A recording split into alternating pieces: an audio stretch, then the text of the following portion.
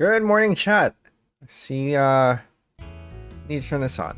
Good morning, chat. My name is Penbu. I'm the programming, puzzle gaming, and music making VTuber on Linux, and today we are celebrating. It is now 6 months since I've started streaming, and since you've all become pen buds, some of you. Today we're going to be doing a Q&A session while we play KJumpingCube. If you're here for the 1 month anniversary, it's basically the same. I play a game of this, and then we move on to a question, and we repeat. Alright, so to say hello, we're on the YouTube side, 539, and Shalusha, welcome in, and Dr. Hessel, welcome in as well. Yeah, sorry for the delay. The stream earlier, I got pulled into something that I had to take care of, but we are here now. Okay. Ooh, we should not be seeing this. What is this? Don't see that. Okay. So yeah, we're probably gonna play a couple of games here just to make sure everyone comes in, and then we'll move on to the first question. I did get how many is this? 1, 2, 3, 4, 5, 6, 28 minus 16. I got a good number of 12. 13? I think I got, yeah, 13, 14 questions or so, which is about the same as last time. If you do have more questions to ask, though, the link is pinned in both chats. So if you have any last-minute questions you want to ask, please feel free to do so, and I will pick them up at the end. Okay. So for those who haven't seen this game yet, it is KJumpingCube. We had tried to implement this during one of the programming streams. It didn't quite work out because I ended up struggling with Svelte a little bit. But basically, the aim here is that this is all territory. To claim territory, you click on a die. Right, it turns your color. And then we have an opponent who is also claiming territory. The dice, or the number on the die, shows you the current value, and if you exceed the number of adjacent dice, so in this case 2, and it has 2 adjacent to it, if you exceed that, then it will pop the pips over to the adjacent dice. Watched the debut yesterday, the accents. Yes, that was a thing. We're gonna watch the debut in the 1-year anniversary, as is tradition. So I'm staying away from that for now, but I will be bringing up 1 or 2 debut slides, because I think some of the questions do reference it.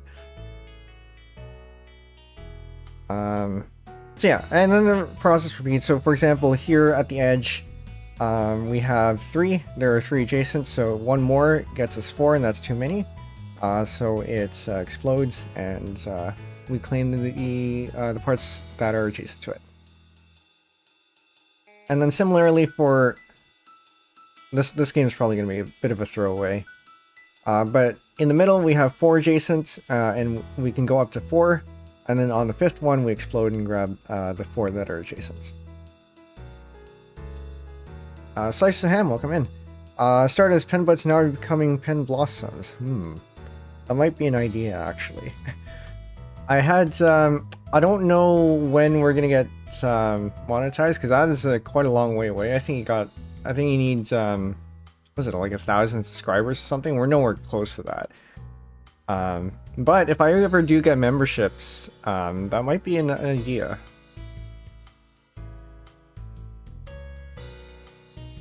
Yeah, I will keep that in mind for the future. Thank you for the tip.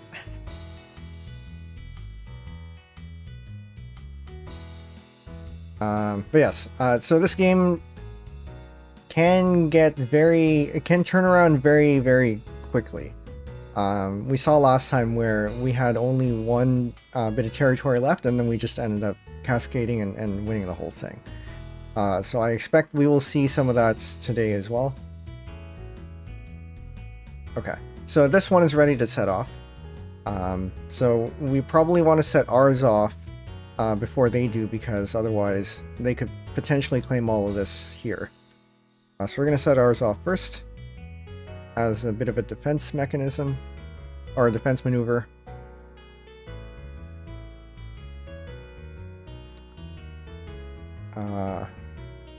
Yeah. I've played this for quite a while, and I still don't know the best strategy here, but that's more or less what I do. Try to be defensive. Make sure I set up things that can set off at points of defense, and then set them off where you need to.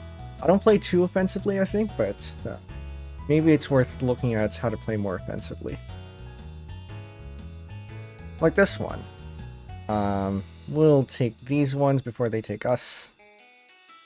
But that might be not such a good idea.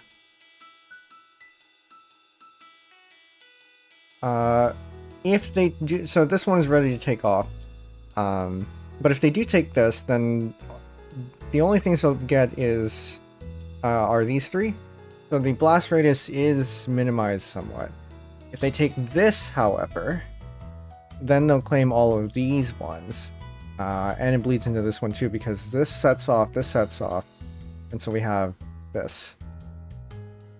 So I'm going to take this.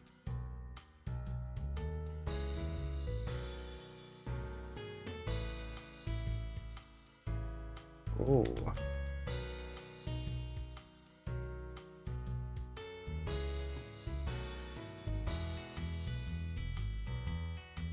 Alright, what do we have next? I guess we can do this. Take all of these, maybe. And then we can maybe do this. Probably a good idea to do this one, actually, yeah. So let's take that.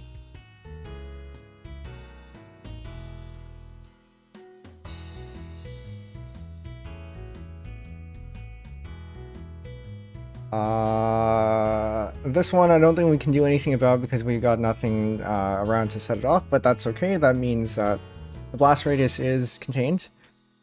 We do have this, which is interesting because this one's ready to set off, but again, nothing, no imminent threat here. I don't think we have any imminent threats, so I think we can just build up somewhere. Maybe build up some defense over here, maybe over here. So this is okay. And then we can set this off. Actually, maybe we should have gotten this one instead. Because then we can counter and go here. Or we can set this one off. Because then that'll affect this one. Maybe. May as well.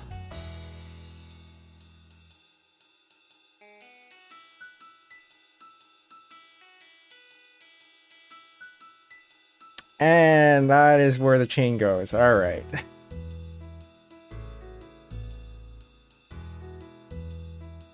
I think we're still okay, though. I think we might still be okay. So if we set this one off, we take this, we take that, we take these two, then we take these, and that's it. And I don't think we have anything else. So we can either sacrifice this and build up over here, or we can set it off and just take that area and end up having to eat into here a little bit. So I'm going to play a little bit more defensively and build this one up. And that was a mistake. Okay. Well, we only have one choice. But we might be okay. Because we can set one of these off. Doesn't matter which, I think. And then we take a bunch of territory from there too. So we set that off, that gets set off, and I think we can reclaim almost everything.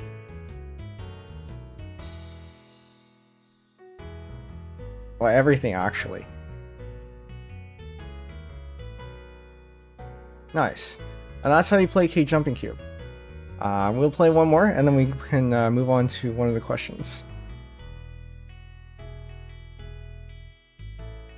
So usually I like to take the corners.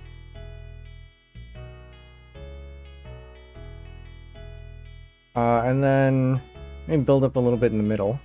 The area inside is not really worth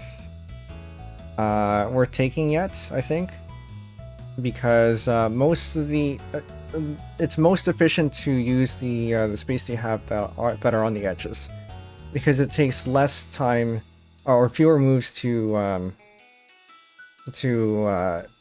expand to other regions. Whereas if you use anything in the middle, or even in here, right? Anything in the middle will take more clicks to expand. We're gonna actually build up over here. And then anything at the edge you can easily reclaim if you built up enough on your side.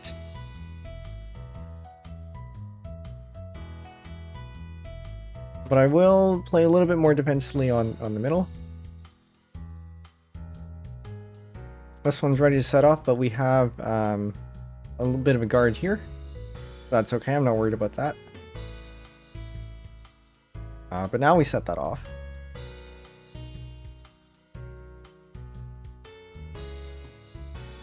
And then we got this ready to go so that we can counter anything that comes from the middle. And then now we focus on the edges, I guess. I say as I open a corner. Okay, so we'll take this. This one is getting dangerous, so we'll take that. And then this we'll leave alone. This one we'll leave alone because there's a buffer here. I'll turn this one into a 4. Cowbell, welcome in. Happy 6 months, thanks.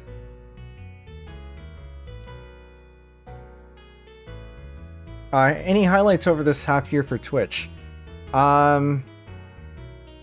If we're talking about like actual Twitch highlights, I do have a couple of them. But for like in general, I'd say SSL3 was definitely a highlight. There's a lot of growth there. What else did I do on Twitch? I think I did... well, the F099 I think was pretty popular too. That was a nice and fun one. Usually on Twitch I would do like community games and also Tetris. Because if somebody realizes that the person they're playing against is a streamer, they're likely to go on Twitch. And so that's why I tend to stream all that stuff on Twitch. But also, the Tetris community is also on Twitch, and I got into the Tetris community through Twitch, so I figured it's probably best to make sure that I'm still connected to that. So that's why I stream Tetris on Twitch as well. But yeah, it's a lot of Tetris, a lot of community games, and I think definitely the SSL3 was a highlight. I did not stream. No, I did stream SSL2. And that one was good too. Although I think my experience with 3 was much better than 2, even though I did probably worse. But yeah. And then also the first highlight, I think it was, I don't remember which stream it was. I got my first raid from Geyser, which I will shout out now. Shout out... I hope I spell his name right, I think that's it. Yeah, that's definitely it. He was the first raid that we got, and I think it was during a Tetris or a Tetrio stream. Unfortunately, he came in while I was trying to work on the 20 TSD, which wasn't very good content, but you know, I had just come out of TL, Tetra League, and I was pretty tired after that. But yeah. And then I think the second raid after that was from Wiley, and he dropped a bunch of viewers too. And we'll talk about Wiley later. Okay, what else do we... Okay, this one is ready to set off. And we can claim a lot of territory here. And I think that might be advantageous. We will do that.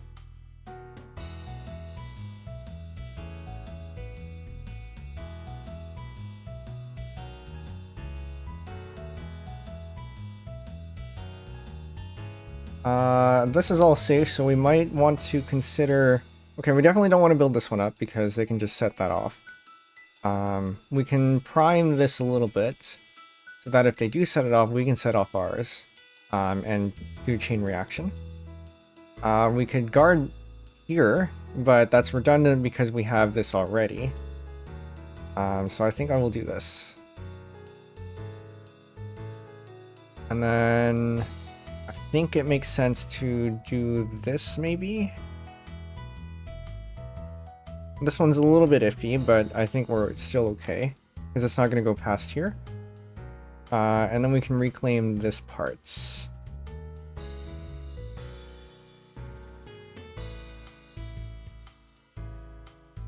Okay. We can leave this one alone because all they'll take is this, these two here, plus this. But we have defense here.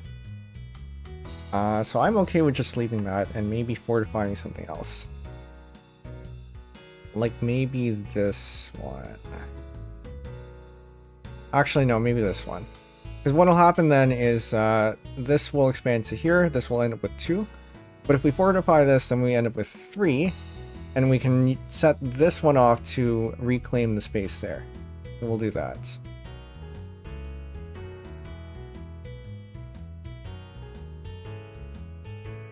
And from there, their only choice is to go here or here. This is the better choice for them. And we have the advantage because their next move is either here or here, and we have control of both spaces. So this should be enough. This one's ready to set off, and that's going to take that, and so we win. Alright. Winner, player 1. Okay. So that is 2 games, and now we are going to move on to a question. First question, favorite musical? So this one's a bit of a hard one because I don't remember all the ones that I've actually watched. If you know any musicals, please shout them out in chat, and maybe I can say if I've seen them or not.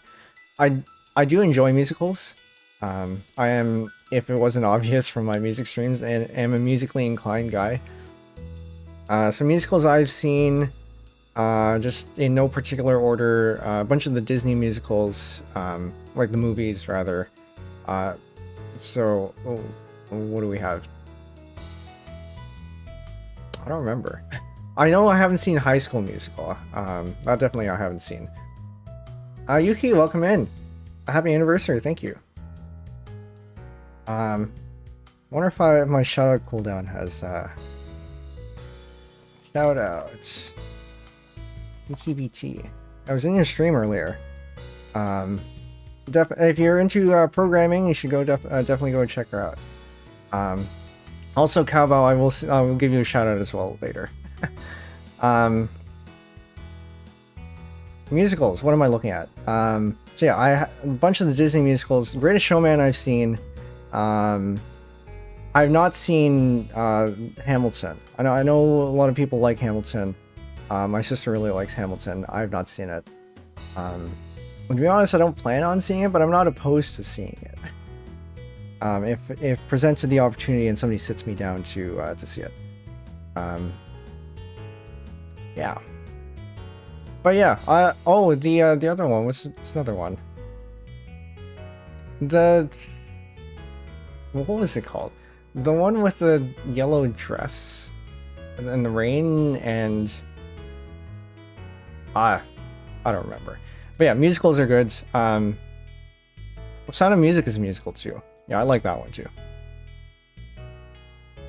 But yes, I enjoy musicals. I don't know if I can pick a favorite. Thank you for the question. By the way, for anyone just coming in, I do have the forum up, pinned in the in both chats. If you would like to ask a question, I will be going through some of the new ones at the end. So feel free to add your question there. Okay, so same strategy as before. I'll take the corners, and then maybe build up in the middle somewhere. We did get a little bit brain dead the last time we played this, so that might happen later on in this stream, but for now, we're going to try to strategize. A little bit. Also, if you have any strategies that you want me to try out, please let me know, and I will try that out, because sometimes it gets a little bit boring just watching the same thing over and over again. So it's good to shake things up, and maybe we'll find a good strategy by doing that.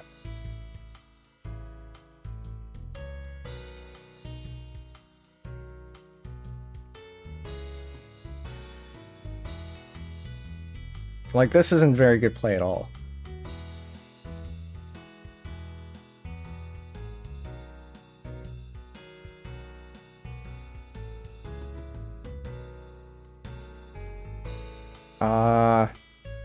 So I guess they do have a good buffer here, so we're not in any imminent danger. So we can just up our defenses a little bit more. We don't want to chain too much, because that makes us a little bit vulnerable and volatile. So we might want to avoid making too long of a chain, but we can fill in maybe this portion. So this one's ready to set off, which will set up all of these. So we may want to get ahead of that and take it.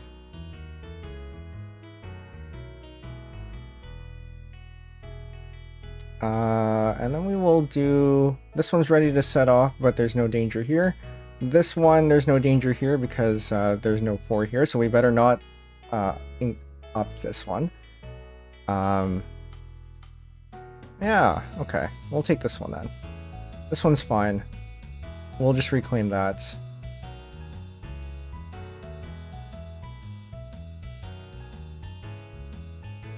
This one's still fine because we're padded. And we'll probably set this one off next if they take this one. And I will want to add a bit more material here.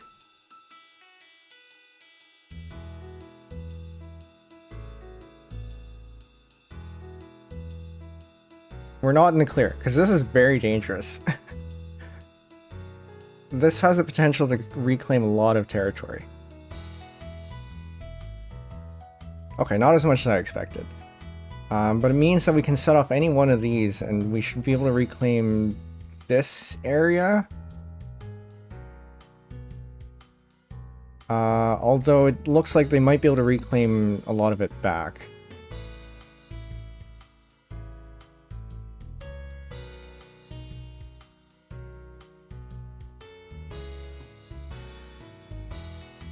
Oh, I don't like that. Because they can claim all of this now.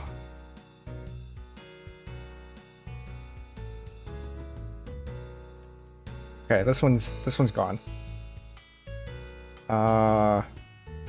This one might still be okay. There's a lot of 3s here, not a lot of 4s, so we might be able to claim that.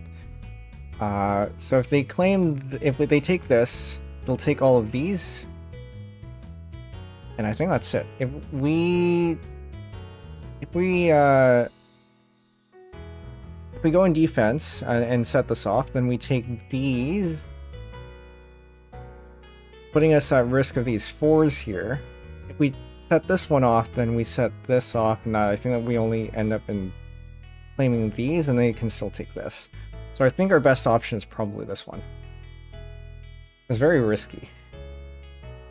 As you can see, there's a 4 here. Oh, okay, good. We set that off. And we might be able to reclaim almost everything. No, we claim everything. Alright. 3 for 3. This is good so far. Much better than what we were doing last time. In the meantime, Cowbell, you'll get your shout out here. How about SP? Great Tetris player. What's your rank, by the way? I don't remember, but it is much higher than mine. Also, nice suit. Nice suit. Okay. So, next question. What have you found to be the most challenging in the last 6 months? Do you find consistency something that comes naturally to you, or is it something that you really have had to push for? To really push for. So, my answer to this one, I think, is consistency in the absence of other factors is easy for me. I actually prefer being consistent and being like regular and keeping things as much the same as possible. Obviously with some variations just to shake things up, but otherwise, if you notice over the past few months, I've been trying to keep a schedule of three streams a week, where the streams are on Wednesday, Thursday, Friday. The Wednesday one being programming, the Thursday being puzzle gaming, and Friday being music making. You know, as I say in my intro. But certain external factors that I can't control often get in the way of that. So that's going to be things like work. Sometimes I end up having to work a little bit later, and you know, I end up having to either push stream, or delay stream, or postpone stream to another day, or things like I run a club, and sometimes we're ramping up to work on a big event, and we have been starting meeting regularly for that, to plan for that event, and they've chosen Thursdays as the days for that. So last Thursday was a meeting, that's why I couldn't stream on Thursday. This Thursday I think there's another meeting, so I can't stream this Thursday either, and probably for the next few Thursdays I'm not going to be able to. Which is unfortunate. But also, you may have noticed that the schedule has been being posted later and later. It used to be that I could post them, I think it was like Sundays or Sunday nights or so. And then it became Mondays, and then Tuesdays, and then more recently I've been posting them on like Wednesday mornings, or even just a couple hours after the Wednesday, or just a couple hours before the Wednesday stream. And that is largely because weekends are busy with family stuff and whatnot, but also like energy management, whereas sometimes the week has been pretty tiring and I don't want to do anything, and making thumbnails is a pain. And there are times where the thumbnails that I want to make aren't suitable for the thumbnail making stream, so I can't stream on the Monday and stream the thumbnails. But also, sometimes I haven't figured out what I wanted to do until I start making the schedule too. Like for this week, well, I guess I can show this early. Tomorrow is probably the Owl Fudge stream that we ended up pushing more and more, like for weeks. But what am I going to do for Friday? I'm not quite sure yet. I don't think I'm doing a music stream this week, but I also don't know what to do if it's a puzzle stream. So yeah, things to think about. Hopefully the schedule will be out to, I want to say today, but it might be tomorrow. So yeah, consistency is definitely something that if it were just me, and it was on my own time, I would be very consistent, but given external factors, it can be a bit of a challenge to keep consistency. All right, thank you for the question. Moving on. Next game. I guess we can try doing different strategies here. I think it's always best to start in the corner. As I said, just for efficiency, because you can cover a lot of ground that way in fewer clicks. But starting at the edges is probably not that bad. As long as you can defend properly. Which, as you can see, I'm already falling way behind. We'll take this one.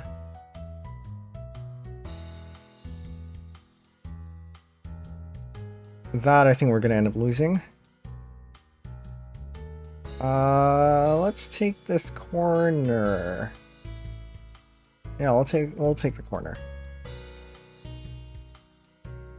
I'll take this corner too.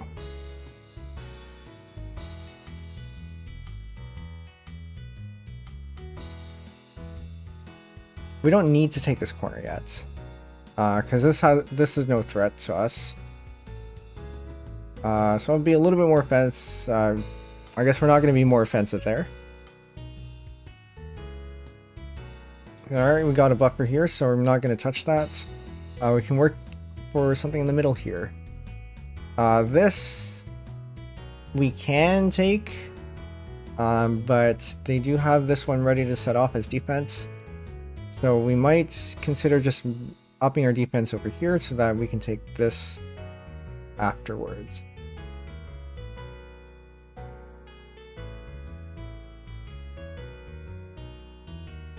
Alright, so let's focus somewhere in the middle here. This one's ready to set off, but otherwise no other threat here, so we can up our defense over here. And so we can do that.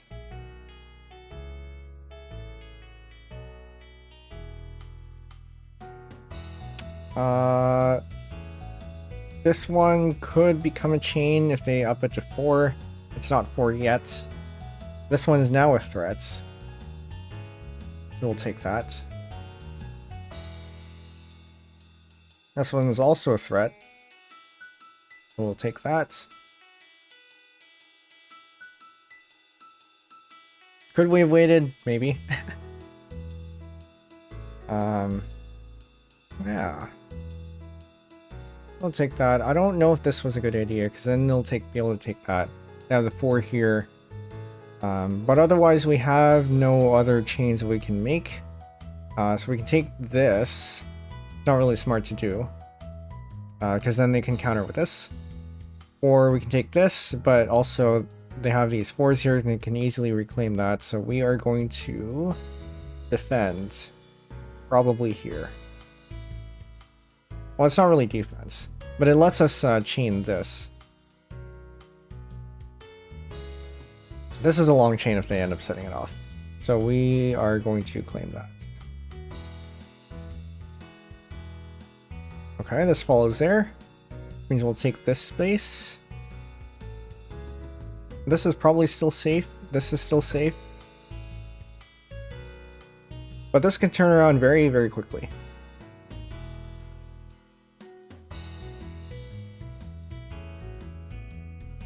This is concerning. Because we've got a big chain here.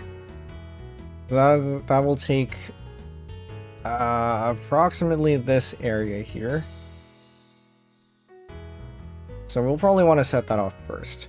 Or we can set this one off and take a much smaller area. But we probably want to take this area instead, because it's bigger. Now again, bigger doesn't necessarily mean better. But I guess it does increase the chance that we got that. But also perhaps, given the way that it cascades, maybe we would have gotten that anyway. And I think we win this one too. So we take this, these take that, and that takes that. 4 for 4? Sure. Alright. Next question. It took me longer to find you than I would have liked, but I'm still glad I did. Wiley's right, you're criminally underrated. I appreciate being able to have a proper conversation on stream and get into technical stuff. And the way you explain things for viewers who may be unfamiliar doesn't go unnoticed. Is there anything new you're interested in exploring in the near future? Before I answer that question, I will show you the context. If you didn't see the after party, where Wiley had said that I'm criminally underrated. So where is it? Yes, it's over here. So this, for context, this is what Wiley said, and then I will answer the question. Now we're going to drag in a member of the community that I absolutely love. Penbu is an incredibly underrated streamer. They are criminally underrated. They stream on YouTube and Twitch, and they do all kinds of streams. I wanna bring them in now. We'll drag them in to say hello to them. They have a very special show for us. All right, and then after that, as you know, I did the interview and then did the automaton performance with the Tetris theme. I give a shout out to Wiley here. I think he's streaming right now, actually. Tetris Effect connected with Blair Bears and someone else who I don't remember. Jun Gamer, welcome in. Yes, I can actually play the automaton. Actually, a little spoiler here. I will be playing the automaton at the end of the month for my birthday, April 30th. So if you want to hear more automaton, come join that. Or if you want to hear some of the previous ones, I do have 2 previous VODs up on my YouTube channel. Link in the About panel for Twitch, and on YouTube, you're already there. So, to answer the question, is there anything new you're interested in exploring in the near future? I do have a hand cam set up now. I've been, I called in a favor from a friend who gave me an old phone. And I can now use that. And I also got myself a gooseneck arm. I can now use that for hand cam streams.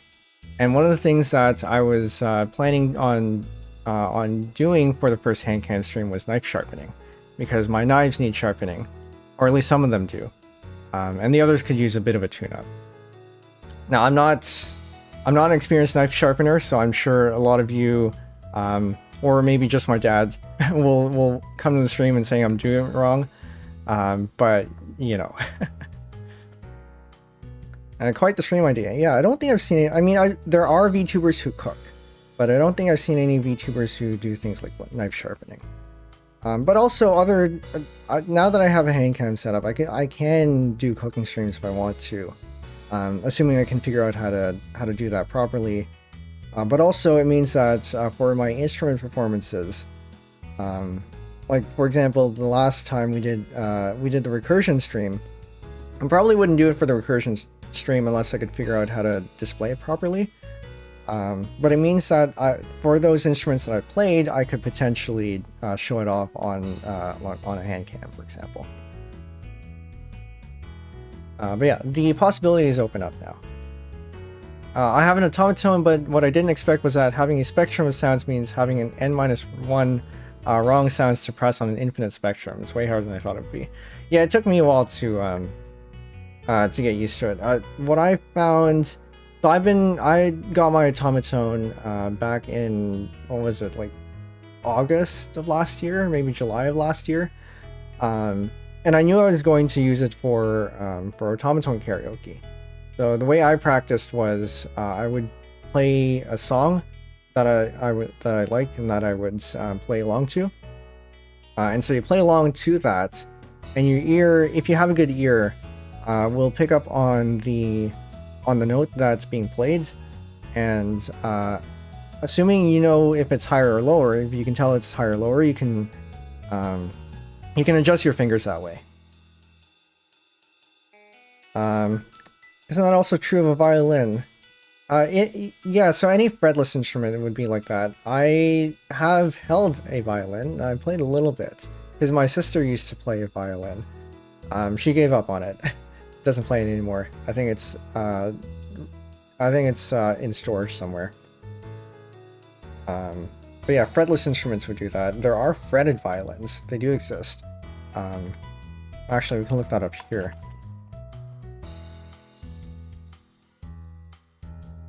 Yeah, so they have frets, and you can still do everything that you can with a regular violin. Oh, sorry, can't see that. So yeah, they have frets. You can do everything that you can do with a regular violin. It's just a lot easier to make the notes with these. So you can do things like vibratos, glissandos, whatever else you do with a violin.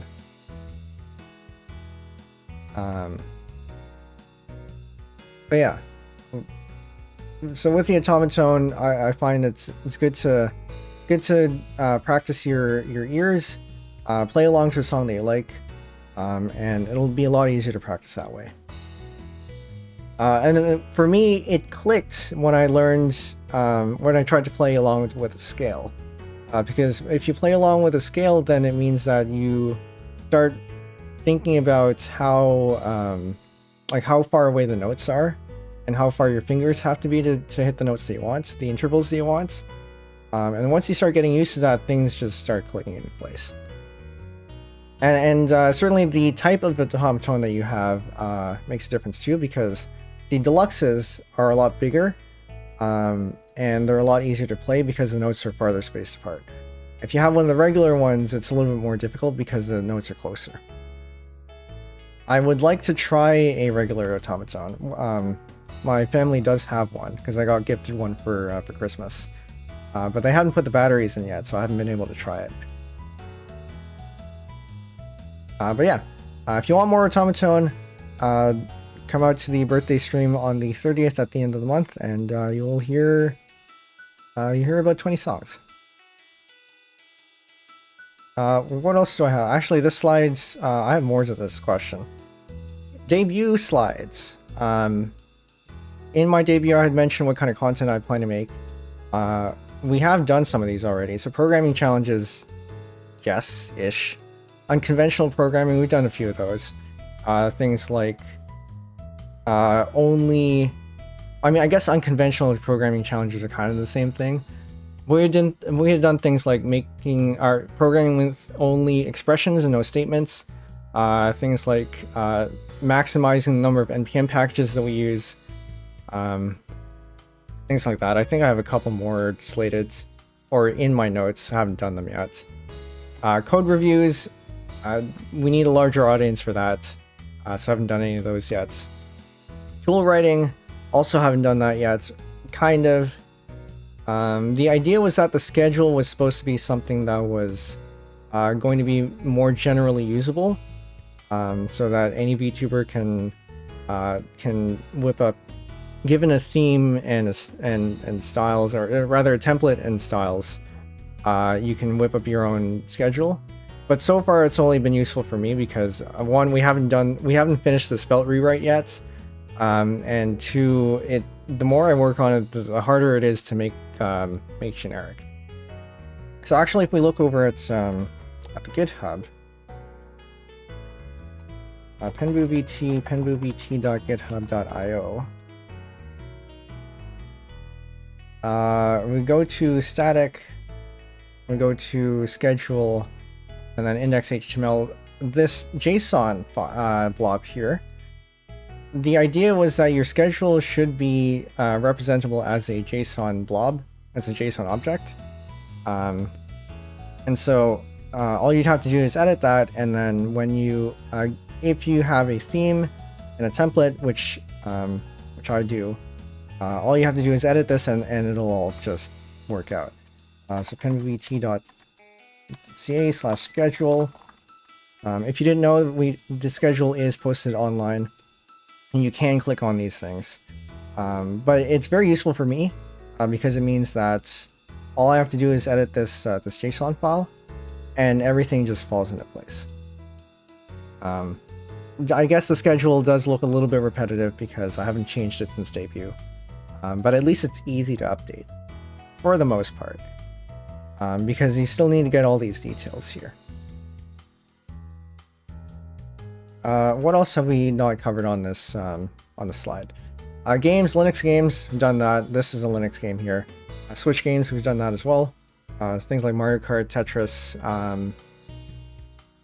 I think we did play Super Mario as well. Browser games, we've done a few of those, I think. Tetrook technically counts. Music composition and arranging, we've done a bunch of those. Piano improv, we've done 2. And now that I've fixed my piano setup, we can actually do more of those. And then instrument karaoke, automaton, of course. Miscellaneous fan art showcasing. I've only gotten 2 pieces of fan art. I'm still waiting for another one. The idea with that was that we would turn them into puzzles and solve the puzzles on stream. But I need more fan art for that to happen. So if you're an artist and would like to make a fan art, please feel free to make fan art.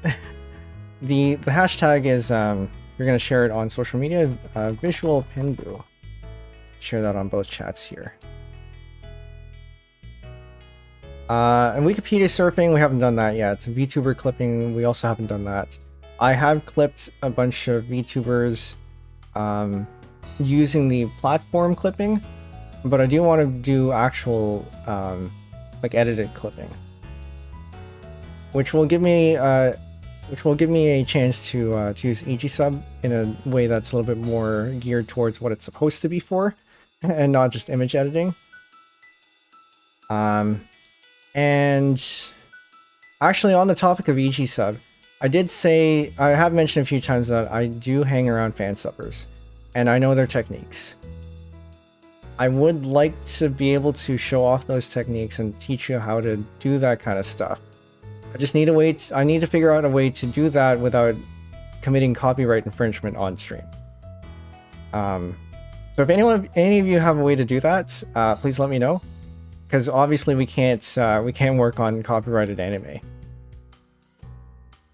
But yeah, it would be nice to be able to do that. Some thought has to be put into there. But the major answer to this question is hand cam streams are probably the ones that are coming up next. My medium unfortunately cannot be made into a puzzle. Not the physical one, I suppose. So for those of you who don't know, 539 here makes sculptures. And they actually look pretty good. Obviously a 3D puzzle I can't do on stream. Not without actually having it. And also you wouldn't really want to destroy the sculpture.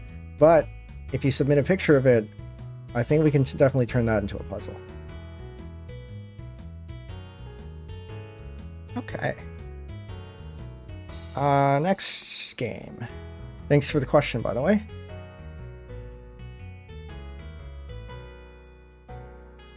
Kintsugi Penbu. I'd have to look at what Kintsugi means.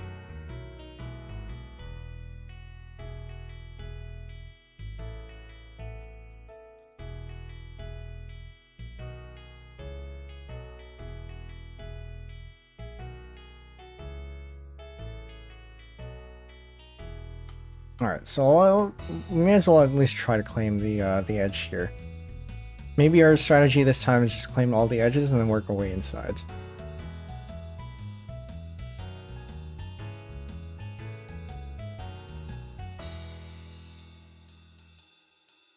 Which means whenever we see a threat, we're going to claim it.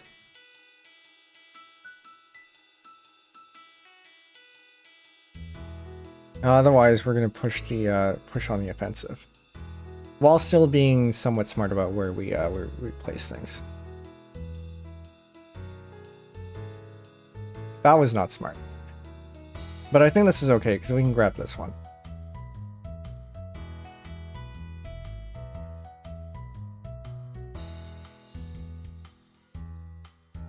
This one's iffy. I don't want to do that one.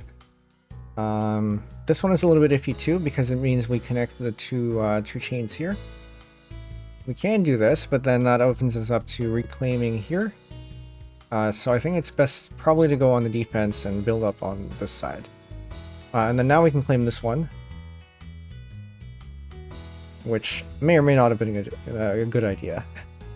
We'll build up here, but this is imminent, so we'll take that.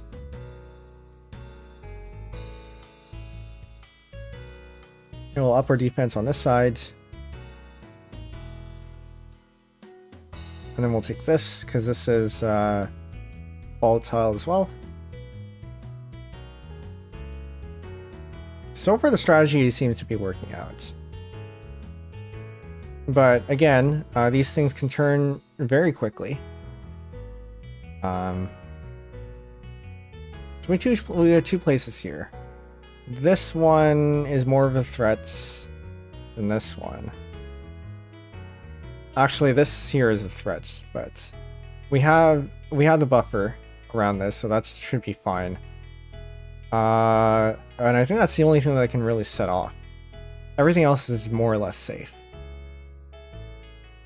So what I might want to consider doing is upping the defense here, or maybe here. Going to attack a little bit quicker. So if they set this one off, then that means this ends up being... Actually, no, you definitely don't want to touch this one. Because we do have our defense here. So maybe we do this. If they set that one off, then we can set this one off so we can reclaim that. Reclaim this. and everything else down here. And then we will set this one off so we can claim all that.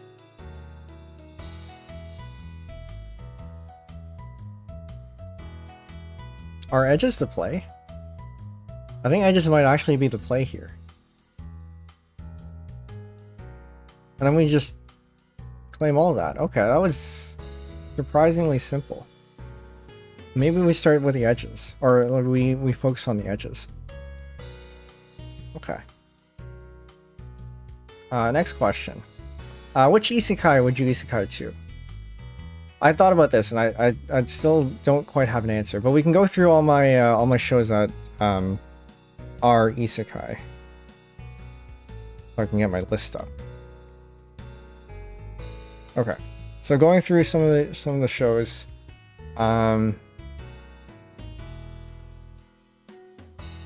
What's the first one?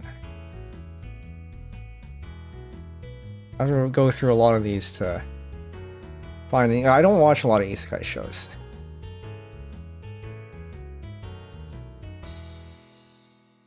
Carolyn Tuesday is not isekai. Charlotte is not isekai. My genre of choice for anime tends to be slice of life, and not a lot of those are isekai. Dr. Stone is not technically an isekai. You can kind of think of it as one, but it's more post-apocalyptic. But I would not. I would prefer not to be isekai to there either. What else do we have? I really don't watch a lot of isekai.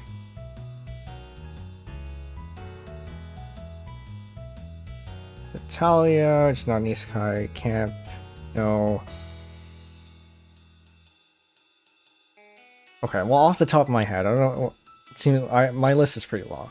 Off the top of my head, what do I have as isekai? I've seen Konosuba. Probably not. Although, I mean, choosing the right power, I guess, might be okay. Actually, did Kazu, what's his name? Kazuya? Whatever his name was. I don't remember if he chose his power. I don't think he did. What else do we have? Bookworm, Honzuki no Gekikujo, I think is the Japanese title. A Sentence of a Bookworm. That is also a little bit too I don't want to say primitive, but not high tech enough for me, I think. Good show though.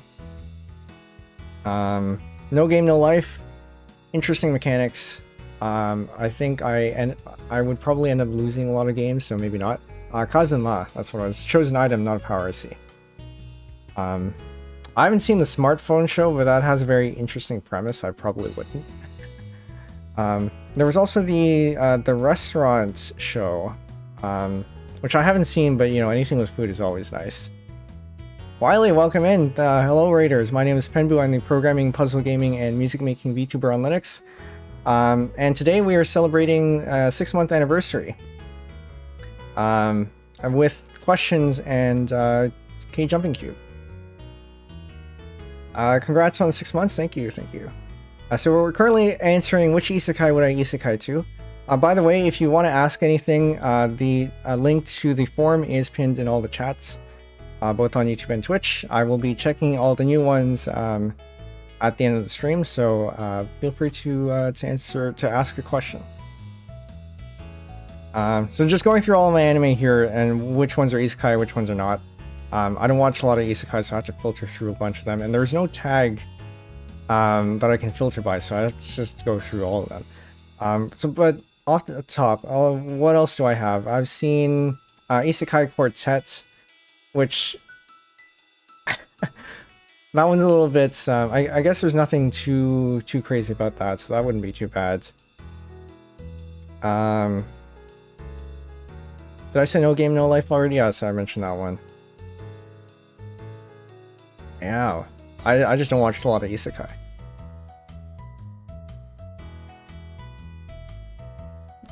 Okay.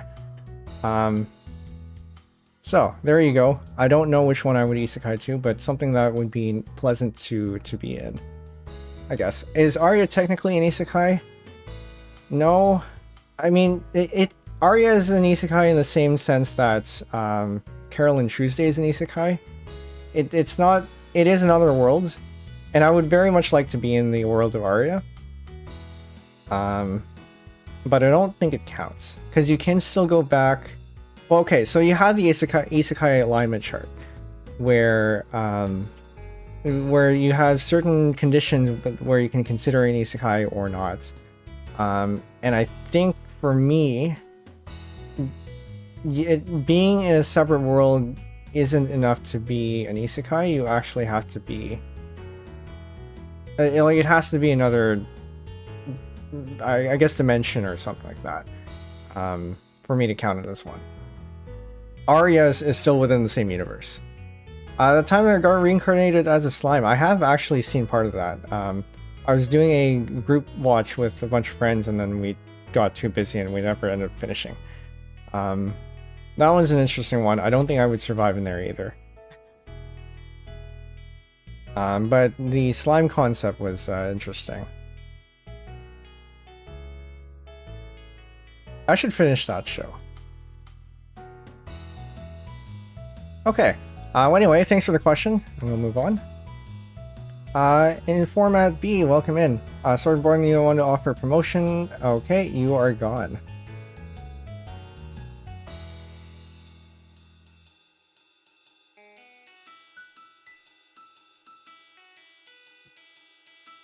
All right, moving on.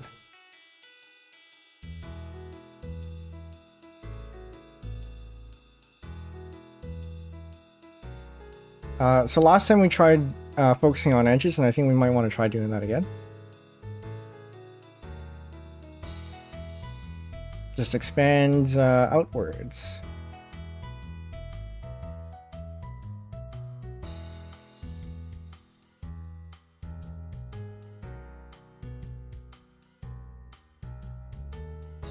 This one we might want to leave alone.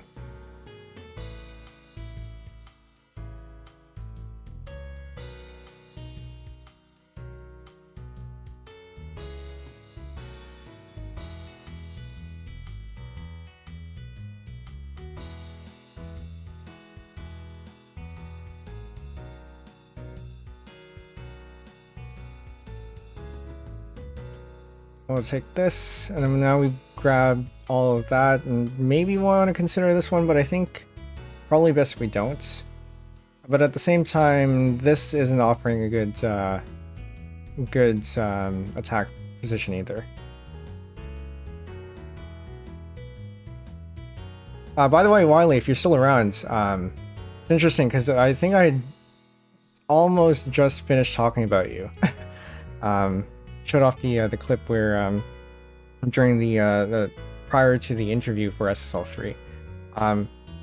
To answer your question, during that interview, how we met, it was through Monica Ray. I think I first encountered you through Tetra League. She was in Tetra League, and she was playing against you. It was during your first subathon.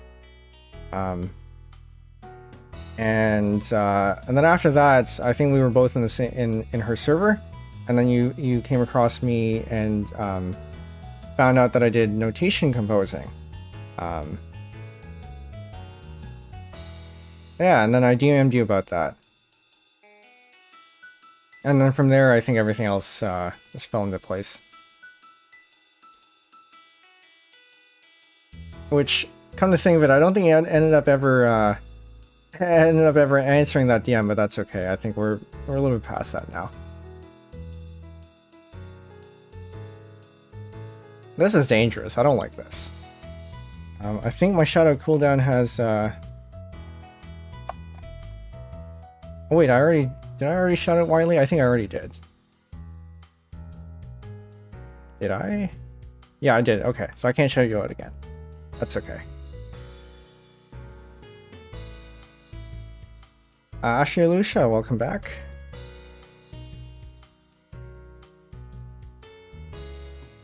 This is not looking good. This isn't in any imminent danger, so I think we're okay here. This one we might want to defend against here. We can maybe take the... that was not a good idea.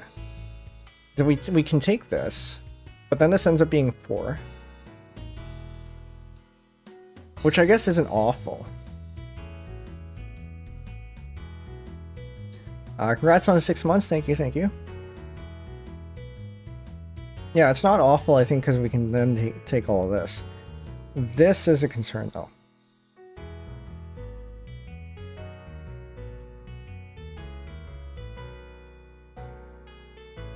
I think we might actually lose this one.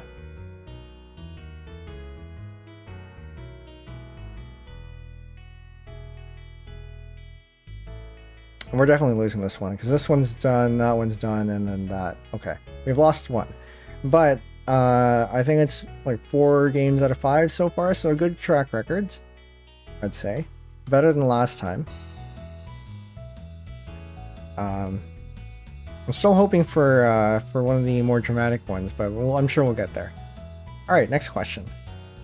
What are your thoughts on ham? I can probably guess who had sent this one in. But I like ham.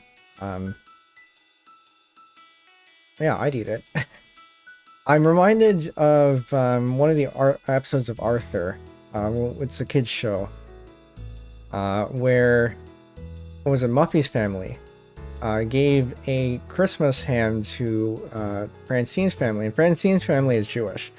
I didn't understand that back then, but I do now. But yeah, ham is good. Would eat.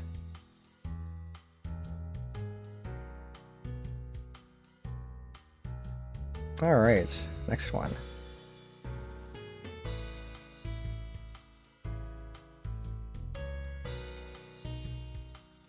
So that's 1 win for the edge strategy and 1 loss for the edge strategy. So I don't know if that means that we just didn't do it properly, or if it means that we were just unlucky that one time.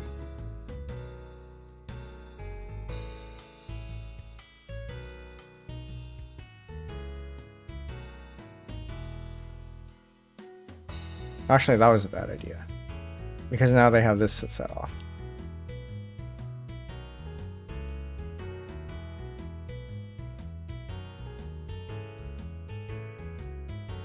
And this is probably also a bad idea. We're not going to touch this one. Actually, we might touch this one, because it means that we can just do this. This does mean that they have this one. I'm going to leave this one alone. We have this.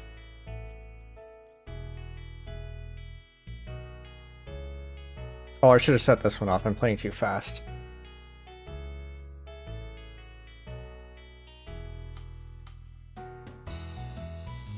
As I said, for the last stream that we did this, the 1-month anniversary, as the stream went on, it started playing more and more brainless, and I think it's going to start happening.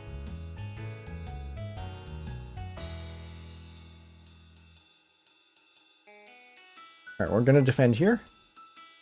We're going to leave that alone, and we're going to fortify something else.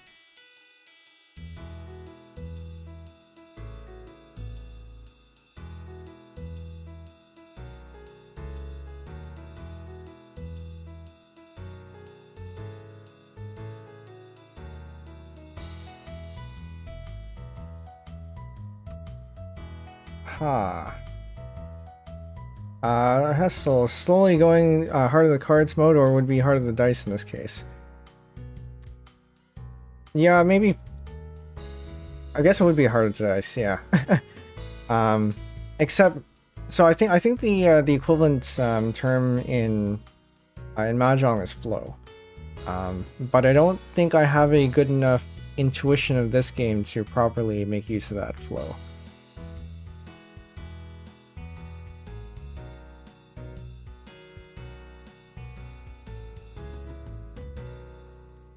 Okay, this is good for us, because then we can just set this off here.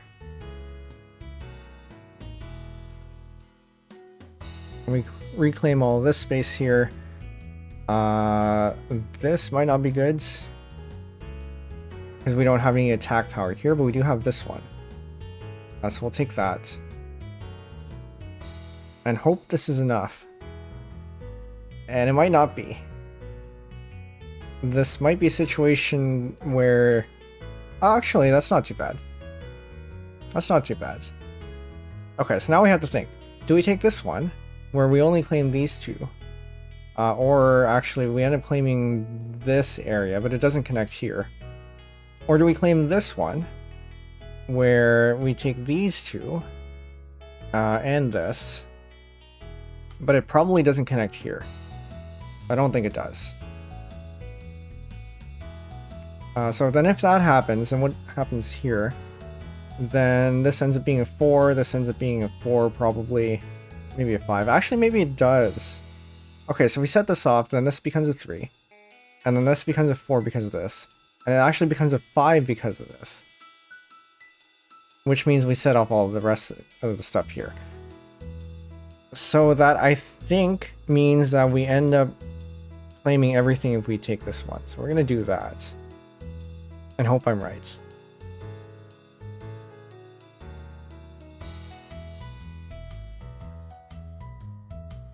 And it looks like I probably am. It takes this one, and then it goes here, and we go there. Alright, great. Another one. Oh, hey. Guys are welcome in. Top 3 Tetris openers. Okay, so for this one, we go to 4.lol. And yes, 6 months, indeed. Thank you. We're gonna pull these ones up. So Tetris openers, for those who are unaware, modern Tetris actually is not fully random. What it does when it hands you out pieces is that it puts all 7 pieces into a bag. It shuffles that bag, and then you take out a piece one by one until the bag is empty, and then you shuffle everything back in. That means you are guaranteed to have one of every piece every 7 pieces. And what that allows you to do is make certain assumptions that you are going to get this piece within a certain time frame. And that lets you do some things that are more predictable, like for example, TKI, Perfect Clear Opener, DT Cannon. These are the, I wouldn't say these are my top 3 Tetris openers, but these are the ones that I probably do the most commonly. So you'll probably see me do a bunch of Perfect Clears, because this is what I tend to gravitate to, better for worse. Not because it's a good opener, but because it's very satisfying to do an all clear. If I could show you a video somewhere. I mean, I guess we have this one I can show.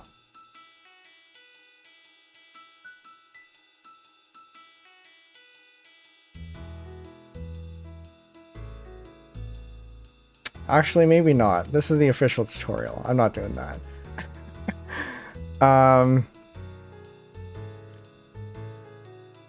Maybe I can just show you... Okay, no, I'm not pulling up Tetrio. But anyway, yeah, here, it basically lets you clear out all the lines. And you can get this about 2/3 of the time. DT Cannon is also a pretty common one. This is what I learned to... this is what I used to learn T-spin triples. T-spin triple is this setup here, where you can stuff a T-piece into this hole and clear 3 lines with a T-piece. That seems impossible, but it is possible. And the first time you see it, it's a little bit mind-blowing, and then you start getting used to it afterwards. I really should have prepped something for this. But yeah, DT Cannon. If you've seen Suisse play Tetris, she does this a lot. Tends to go for DT Cannon into a 4-wide, which is pretty powerful. So this sends a ton of lines, more than 10, I think, because T-spin triples actually send more than Tetrises. And then you have the TKI, which lets you do a very early T-spin. And so this requires a very early eyepiece, which you lay vertically or horizontally like this. And then you set up this T-hole around it. And then when you get your next T, either because you held it or it's just coming up next, you can just execute the T-spin there. And then you can follow up with more T-spins. Like so, somewhere here, all variations. Or you can do all sorts of stuff like this. Apparently you can even follow with the 6 high PC, the perfect clear. I do not know these forms. I usually only go for the first T-spin. But eventually I think it would be good to learn to follow up. Some other ones, I wonder if it's here.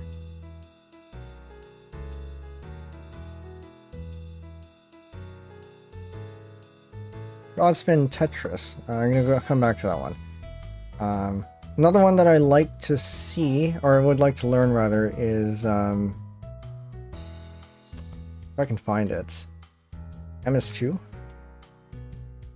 Mountainous stacking. Tetris MS2. Let's see if we can find it there. Mountainous stacking. This one you tend to see a lot. Actually, if you saw the Hololive Puyo Puyo Tetris tournaments, a lot of them, there were two main openers in that tournament. There was the DT Cannon, and then the Mountainous 2 stacking, MS2, which is this setup here, and it allows you to get a perfect clear at the end of it. And so a lot of them did this one to counter the to DT Cannon. I don't know how effective it was or how effectively they did it, but it does allow you to get also a T-spin triple and a T-spin double. And then if they followed up with it properly, they could get a perfect clear. This is one that I would like to learn. And then there's also the Godspin, which, look over here, up at the top, make that a little bit bigger.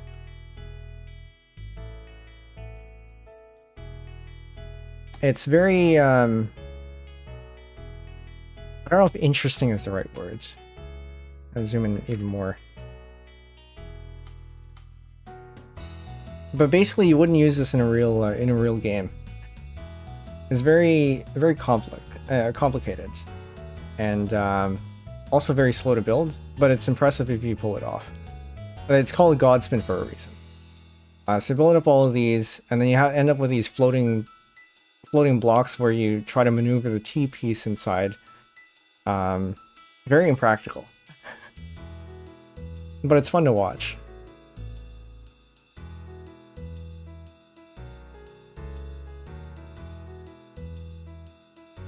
Maybe that's an idea for a stream in the future. Okay, yeah. So Tetris openers, so as to summarize that, I tend to do TKI, DT Cannon, and PCO, but I would like to learn more. So thank you for the question.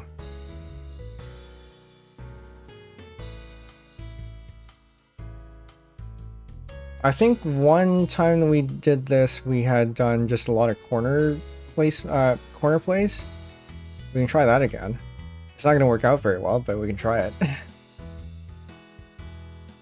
MKO, yes, that is another one that I want to learn actually. So we can go back to that one. MKO, I hear, is very flexible, and it's very easy to set up. With the power in this is not so much the initial setup, but your followers to it. So you can either follow with a PC, which you have about a third chance of taking, or you can do a bunch of T-spins with it. And you would probably want to go for the T-spins. You can also do these floating T-spins like these, the STMB cave.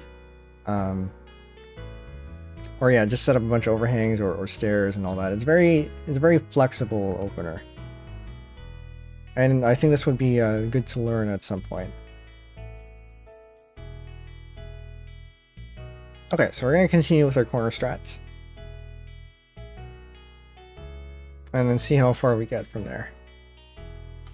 It's very symmetrical.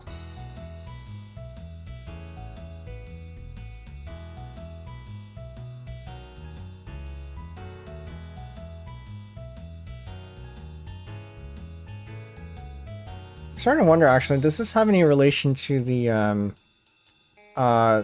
binary coefficients? I think you can turn it into a tree like that.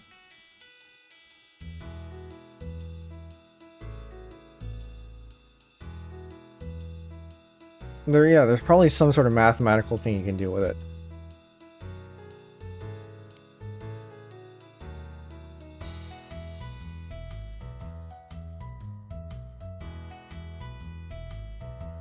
But what this does get us doing is that, so we end up with a lot of dense spots here. So we're gonna break from that just so we don't kill ourselves here. We're gonna take that, and so we have a lot of dense spots, which means that any of our stuff can potentially go off at any moment. So we're building something very solid over here, but at the same time, that also means that if we're too densely packed and they set something off, they can just easily grab this entire thing. We have to be careful that we're watching out for vulnerabilities like this, and make sure that we set off the proper ones so that they don't claim anything. Like so.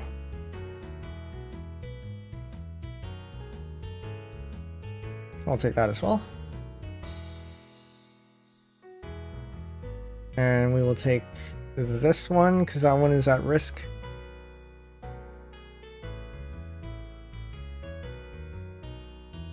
We should probably take this one because this one is no threat at all, but this one is. We'll take that. And they have one choice, and we will take that. And that worked out a lot better than I expected. Maybe we'll try that again in the next one. Okay, next question. Do you own any stuffed animals? I have a few of them. My sisters own way more. But to show off what I have in my my apartment here, I have some Hollow Knight merch. So I have the Dino Gura, Dolores, and what's this owl's name? Hootsie, Nanashi Mume's mascots. They're all sitting up on top of my monitor. And so they're all watching me stream this as we speak. And Dolores actually, it used to have her legs a little bit hanging over the monitor, so at times I couldn't see the top part of my monitor. But I think I found a good position where she isn't blocking anything, so that's good. Also have more merch. Amelia Watson, a small Ame. She's over watching my back. So, always gotta watch out for her. You never know when she's gonna be up to mischief. Also, some more merch. The sushi cat, I think, is I don't know where that comes from. That was gifted from my my sisters. I think it was actually one that they didn't want, and so they gave them to me. But I also have the rat there at the bottom is Heikos Bell's mascot, Mr. Squeaks. And then on top is Rosary's Rosabun. That's us, the mascot for the fans. In addition, I newly added is a Blowhigh. I got this one on sale. Shout out to Rin Penrose. And then also I got gifted a Squishmallow. I think this is Leo the Lion, or maybe it wasn't Leo. I don't remember what the name is. But I got this one for Christmas too. Currently being a book stopper, so that's the space between my Arya manga are all filled. These are all 7 volumes of Arya the Masterpiece. Very good series. If you can find a copy of it, definitely would recommend. Yeah, Aria. Well, I mentioned it earlier, but it's definitely one that I like a lot. Come to think of it, I haven't actually finished reading this, so I should probably get to that at some point.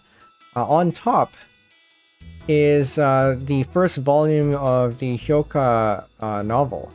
It's all in Japanese. I can't read it. I tried reading it for a little bit, and then I don't think I had the time to properly look into it. I can read some of it, but there's a lot of vocabulary that I don't know. The furigana helps, but it doesn't help if you don't know the words. So maybe eventually I'll get around to knowing enough to reading that, but at the same time, I'm not actively learning Japanese. I just end up passively picking things up as I get exposed to it. I think those are all the... Yes, okay. I'm going to save that one for later. So thanks for the question. Those are the stuffed animals that I have. Oh, I missed one. I have a stuffed elephant from my childhood that I have here with me too, and I didn't take a picture of it.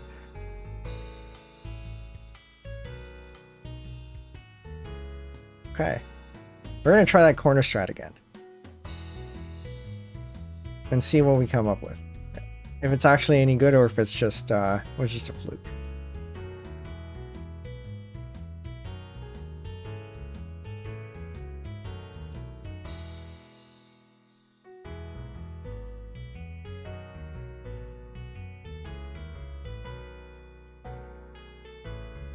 And I'm just mindlessly clicking this button here.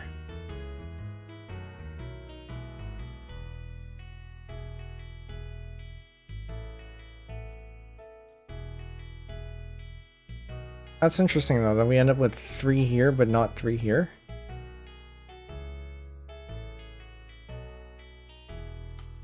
So that means it is at least somewhat asymmetrical.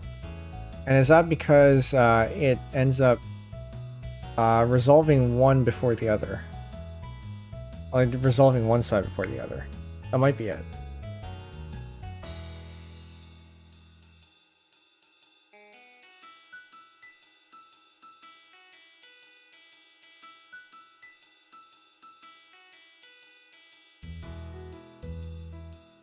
Okay, so we can reach this one through that, so that should be fine.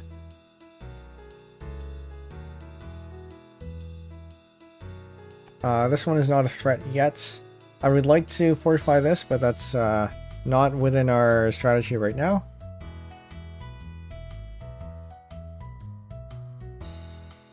This one is still not a threat, so we're going to keep going. And now it is a threat, so we're going to take that. Actually, we could have reached that through that, so hopefully it'll be okay.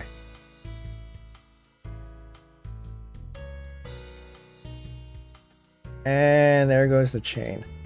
I think the time we tried this in the previous stream, in the 1-month anniversary, we ended up not doing too well. So it may have been that we just won out of from a fluke. Okay, none of these are any good. We can maybe fortify this one. And so we'll end up with turning this into 4 with one of these, and then 5 with one of these, and we can take that.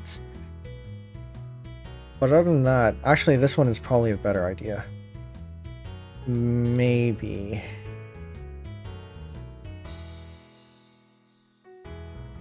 Alright, so we can take this one pretty easily. And then we'll take this one, we'll take that one, we'll take this one. Is this going to cascade enough to get us to 4? I guess not. That is dangerous. That is not looking good.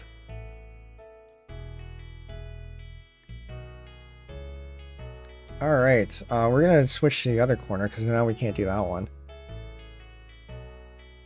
We're going to reclaim this space here.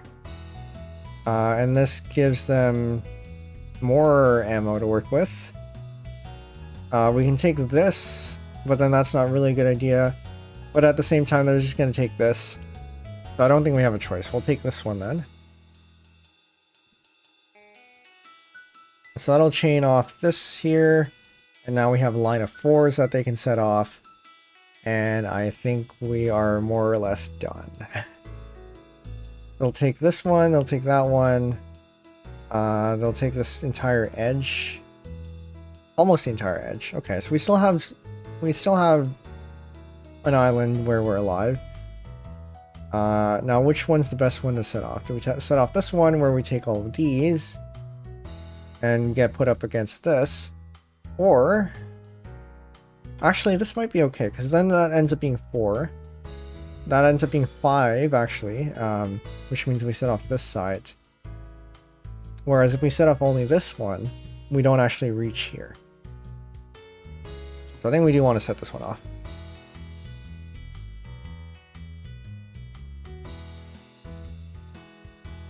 Oh, I didn't see that one.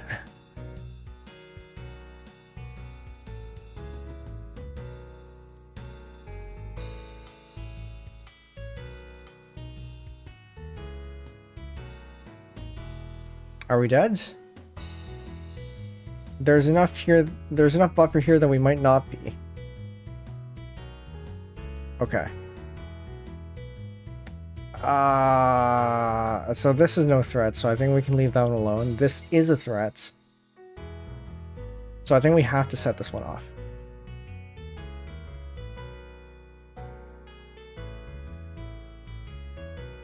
But this is dangerous. I do not want any of these to be 4s. Okay. That's fine. So we can set this one off, so we can set these off. We can claim these ones, claim these ones. I don't know if we have enough. Okay, we have enough to chain these, which means we would claim all of these up top and this one. And I think we claim this one as well. So this gets us there. Gotta wait for the animation to go.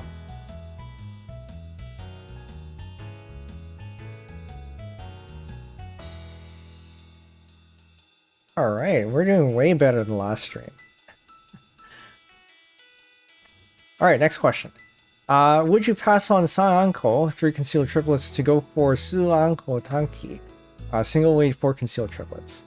Okay, so for this one, we are going to the Richi Wiki to explain some of these terms here. So, a Suanko means 4 concealed triplets, which means that make this a little bit bigger. I guess we can't make the images bigger. But basically, a triplet is a 3 of a kind. And if you have 4 of those that are hidden in your hand, you haven't claimed any of them, that counts for a limit hand, a Yakuman.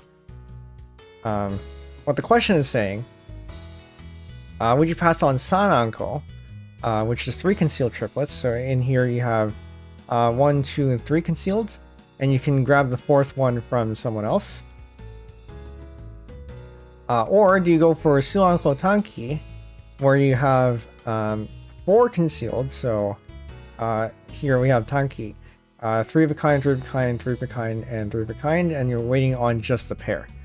So in Mahjong, you generally go for 3 sets in a pair, or sorry, 4 sets in a pair, where a set is either a run, a triplet, or a 4 of a kind. And in this case, Suanko and Sananko are both deal with triplets.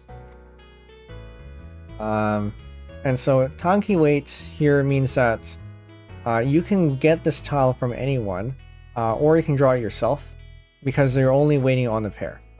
And you still have the 4 concealed triplets in your hand, even if you get the pair from someone else.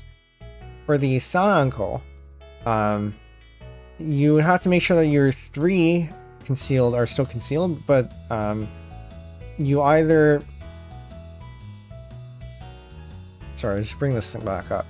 3 concealed triplets or single weight 4 concealed.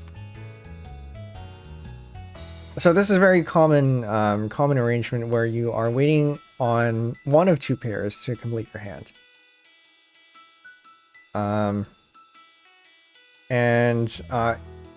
If you draw the tile that you need yourself, then you end up with a Suanko, which ends up giving you a limit hand, which is worth way more than the Sananko that you would get if you had claimed the winning tile from someone else. Now the question is asking, do I do this, or do I wait for the 4th one to draw myself, and then try to get the pair? if I already have a Sanko, and it entirely depends on how late in the game it is and what my position is and all that. Would I give up the 3 hidden triplets, put myself in a very large risk of not winning, so that I can go for more points? Now, the difference between Sanko and Suanko, the difference between what would end up being a Baiman, Sanbaiman, and Yakuman, for most cases, the difference doesn't really matter. They're all very large hands. And if, as much as I would like a Yakuman, I think it would make more sense to go for the Sanko if I have those already. So I think the answer is no, I would likely not pass on it. But also, wait a minute, I think this is a reference. There is this anime that had aired last season called Pon no Michi, which is an anime about mahjong and somebody learning mahjong, and actually half of it I think ended up being cooking. And in that, in the opening, in the lyrics of the opening song, I think we had something like this, where they would go for the Sanko instead of going for a Suanko Tanki, as much as they would want the Suanko Tanki. Because winning, in most cases, is probably better than not winning. So in this case, I would agree with the song and say that I would go for Sanko. Alright. Thank you for the question. We're getting questions from all sorts of places around here. Also, to call back on another question, I think a previous question had pointed out how I explain things for beginners and for people who might not be aware of the various intricacies and all that. I do like to keep my streams accessible to people, and so I do like to try to explain things where necessary, so everyone at least has some baseline to work with. And of course, if you have any questions and you're confused about anything that I bring up, feel free to ask and I will do my best to answer it. Okay. I'm gonna try again, and this one is probably going to be a little bit more brain dead. We're not going to try for the corner strat anymore. Probably just going to go for a regular game here.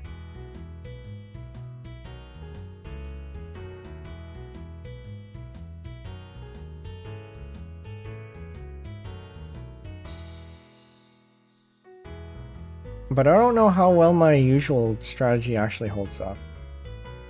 So we're going to leave this here because there's no point in advancing. We might want to advance this one because they haven't built anything up here.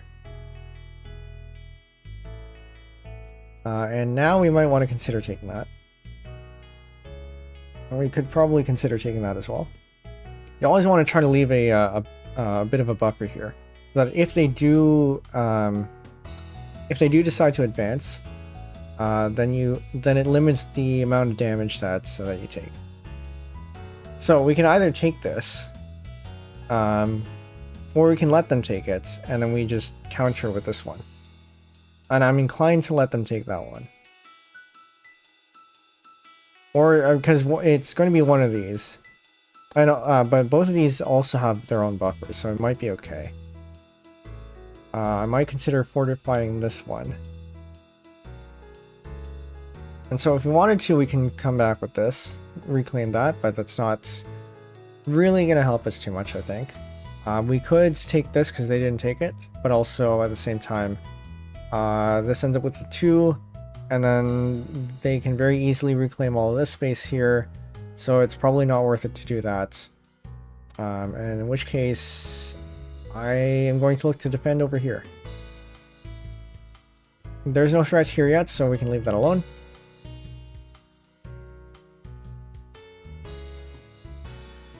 Probably want to go up to 3s where we can in the middle.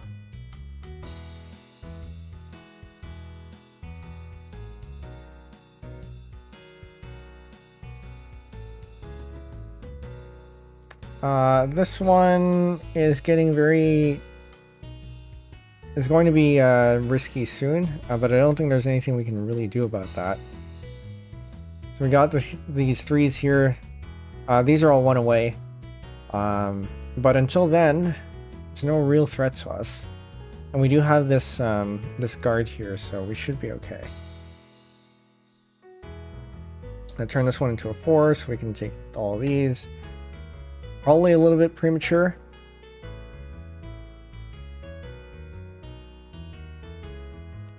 Oh.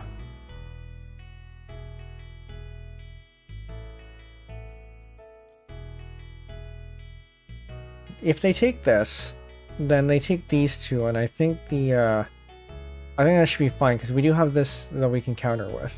This ends up being 4. And so we can counter with that. It's not going to give us too much, but we also don't have to react too quickly. So it might be worth fortifying this one.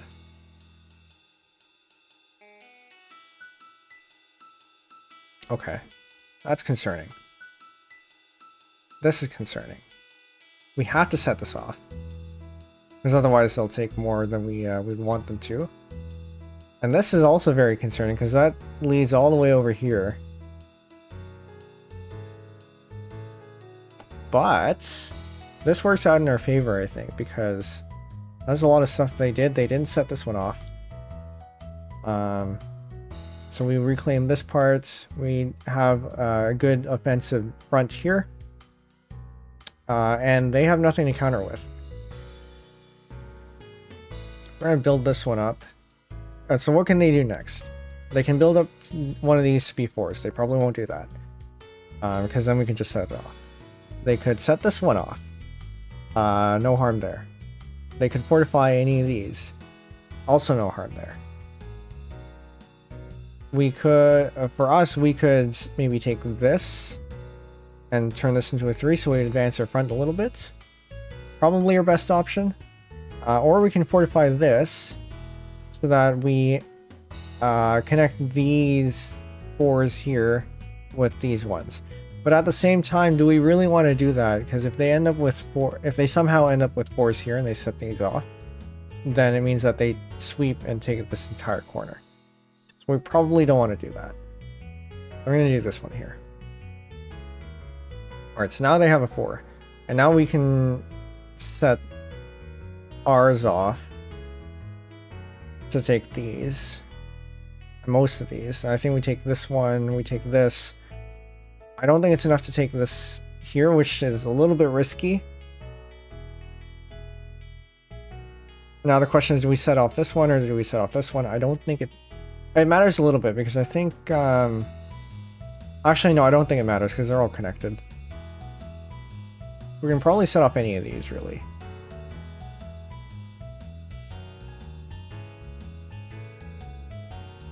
Yeah, this one is pretty dangerous. I hope we can reach it, but I don't think we will.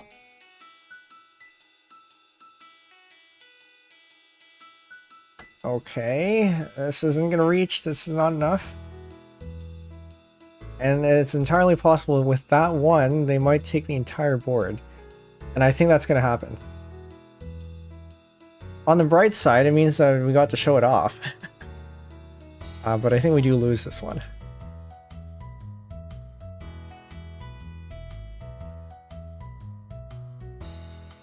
Our loss count is what? At 2 now? Out of 10? Have we done 10 games already? Still pretty good. It's a lot better than the last time. But yeah, like I said, things turn around very, very quickly in this game. Alright, next question. You answered a lot of questions. Make sure to drink water. Thank you. I will do that. And it would help if I actually aim the water into my mouth. Okay. It's not really a question, but I'll count that as one. We're gonna play another game. And actually, this is a good chance for me to. So I still haven't really cleared my disk space yet. If you remember from last stream, I was running out of disk space. But I figured it's probably not best to change my configuration yet. So I did get the SATA cables. So I did end up ordering them. And so I can hook up the hard disks to my PC. But, you know, this event being kind of big, I didn't want to change my configuration just in case something went wrong and I couldn't do this stream. So I held off, and I'm probably going to do it maybe... Well, actually, I don't have a chance tomorrow either. It's probably going to be next weekend.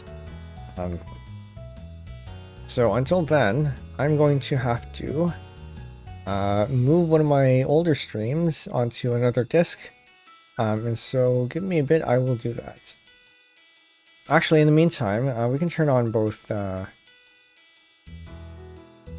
CPUs. One of them with Kepler, one of them with Newton. And you can watch the CPUs play.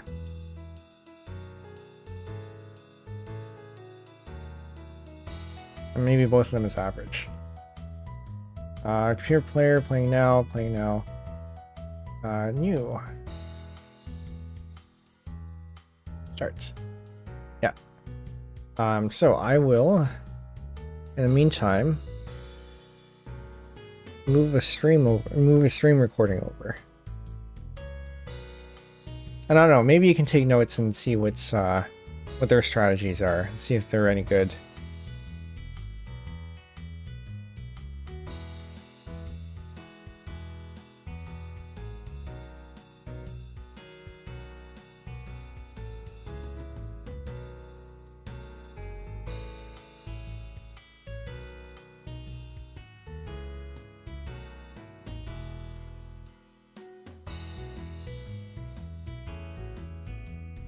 Yeah, so streams tend to be about 10 gigs, 9 to 10 gigs per 3 hours. So my streams being about 2 to 3 hours each tend to rack up the space very quickly. Okay, so moving this one over should be fine.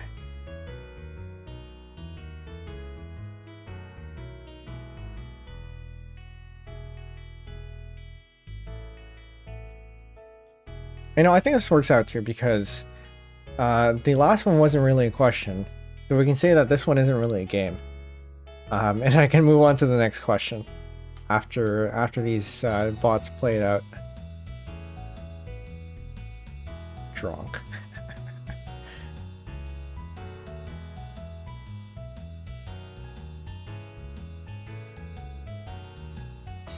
There was a movie Airplane. Yeah, I guess you'd call it a funny movie. It's a comedy. It's a very well-known comedy, I think. A lot of jokes in there. And one of them was the guy had a drinking problem. Obviously, if you think of a drinking problem, usually you're referring to alcohol. But the gag was that he just couldn't drink properly. That's kind of what happened to me earlier.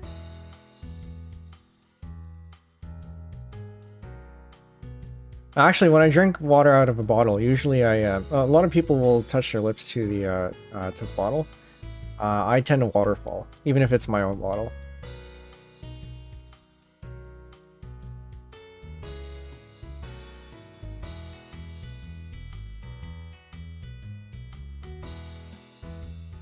Why do I do that? One, so I don't get any backwash. And also, I suppose if anyone needs water, they can take water from my bottle. I mean, that doesn't come up very often, but at least it's an option.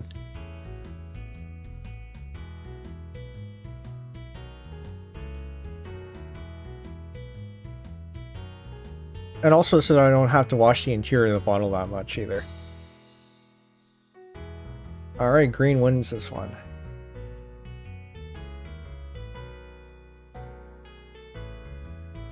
It's a very long animation.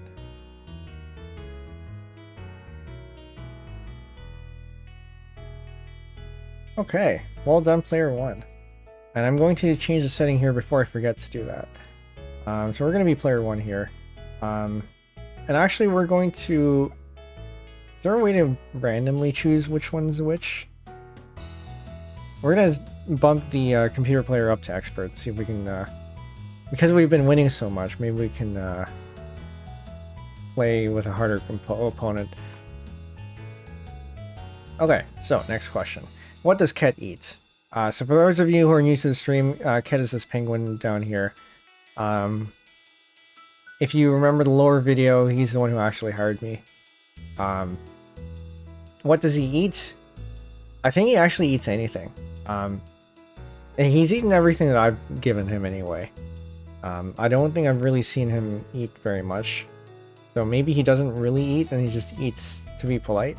Or maybe he does just eat anything.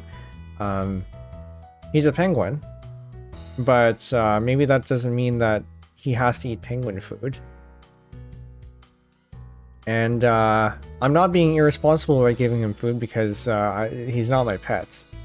If anything, he's in charge of me. But yeah, I guess he eats anything. If you ever see him eating at all. Alright. Thanks for the question, and we will move on to a harder opponent. And we'll see how long we last here. I would like to see what they think the optimal strategy is. And actually, I think I accidentally left them on the older... so it was Newton and Kepler, and I think Newton is the newer strategy. What is this? What is this? I don't understand. Is this like a high-level strat that it's just more too advanced for me? Are they trying to have a good cover over the board? Which to me doesn't make sense, because it's not efficient. But maybe I'm just not seeing anything. Or maybe I'm just not seeing something.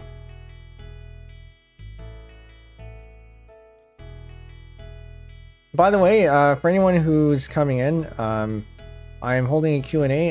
If you want to ask questions, I will be looking at the... Oh, that's not my piece.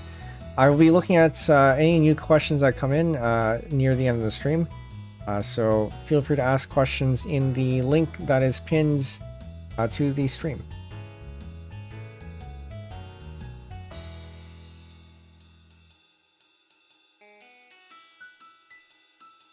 Well, that was... Okay, I wasn't thinking there. We're gonna try to reclaim an edge. Or claim an edge, I guess. We can sacrifice these ones, because this isn't gonna happen.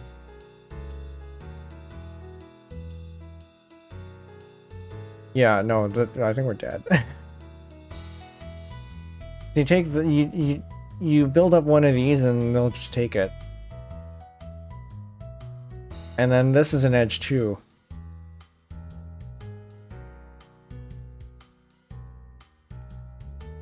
Yeah, that's not happening. We can't build this up to 4 because then I'll just take it. We can't build this one up to 4 because then I'll just take it. Can't build this to 3 because that'd be very easy too. So I think we're just stalling here.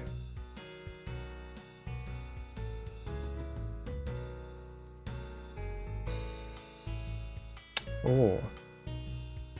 Yeah, it doesn't really matter which one we do now. Last move wins. Maybe the AI is trying to starve you of options with that strange start. Possibly. Possibly. Because it means that the more fragmented you are... Yeah, maybe we can try that next time. The more fragmented you are, the fewer chains you can actually make. Because to have... to make a chain, it doesn't necessarily have to be contiguous, but you do have to have enough that are sufficiently filled for you to be able to set things off and chain them. So if you have a lot of low dice that you can't do anything with, you can't increase, then maybe that makes it more difficult to chain things. Okay, maybe we can try that next time. Alright, next question. How do you describe VTubers and VTubing to someone who has never seen it before or someone who doesn't understand its appeal? I'm just gonna make sure I didn't miss a question here. Okay, we're good. So, how do I describe VTubers and VTubing to someone who hasn't seen it before? This is something I actually tend to do a lot more often than... yeah, I tend to do this relatively frequently. Maybe not so much anymore because people are now used to it. But at work, they all know that I'm a VTuber and that I stream. Maybe they don't know that I'm necessarily a VTuber, but I have told them that I am a VTuber. But they do know what streaming means, and they know that I stream. They also know that I'm into anime, so this doesn't come off as weird or anything. And so what I usually tell them is that a VTuber is somebody who now oversimplifying things, and I'll go over what my definition of VTuber is later on. But usually what I tell them is that VTuber is somebody who streams, but instead of using a face cam, they use like a virtual avatar. And then if I have a chance to show them, I'll show them an example video. For example, one of mine or one of the more popular VTubers, like somebody from HoloLive. And then you say that, you know, these avatars all capture your motion and your face all in real time. And so your movements are translated into the movements of the model. And if I don't have access to that, maybe I'll have access to my phone, and I have VTube Studio on my phone. And so I can show that to them, and they can play around with the model themselves using the default Hyorin model. So they can understand from a technical standpoint what a VTuber is. As to the appeal, then you go and explain that it's the same appeal as any other streamer, except with the added bonus that for the streamer it adds an extra layer of anonymity, but also from the viewer side, it means that you are a lot more you can make your streams a lot more immersive, right? So instead of having a real face cam, for example, a face cam, unless you're using a green screen, it's very hard to make it very immersive and integrated into your stream. And even if you do have a green screen, it can be somewhat depending on your designs and all that, it can be somewhat more difficult for you to blend in.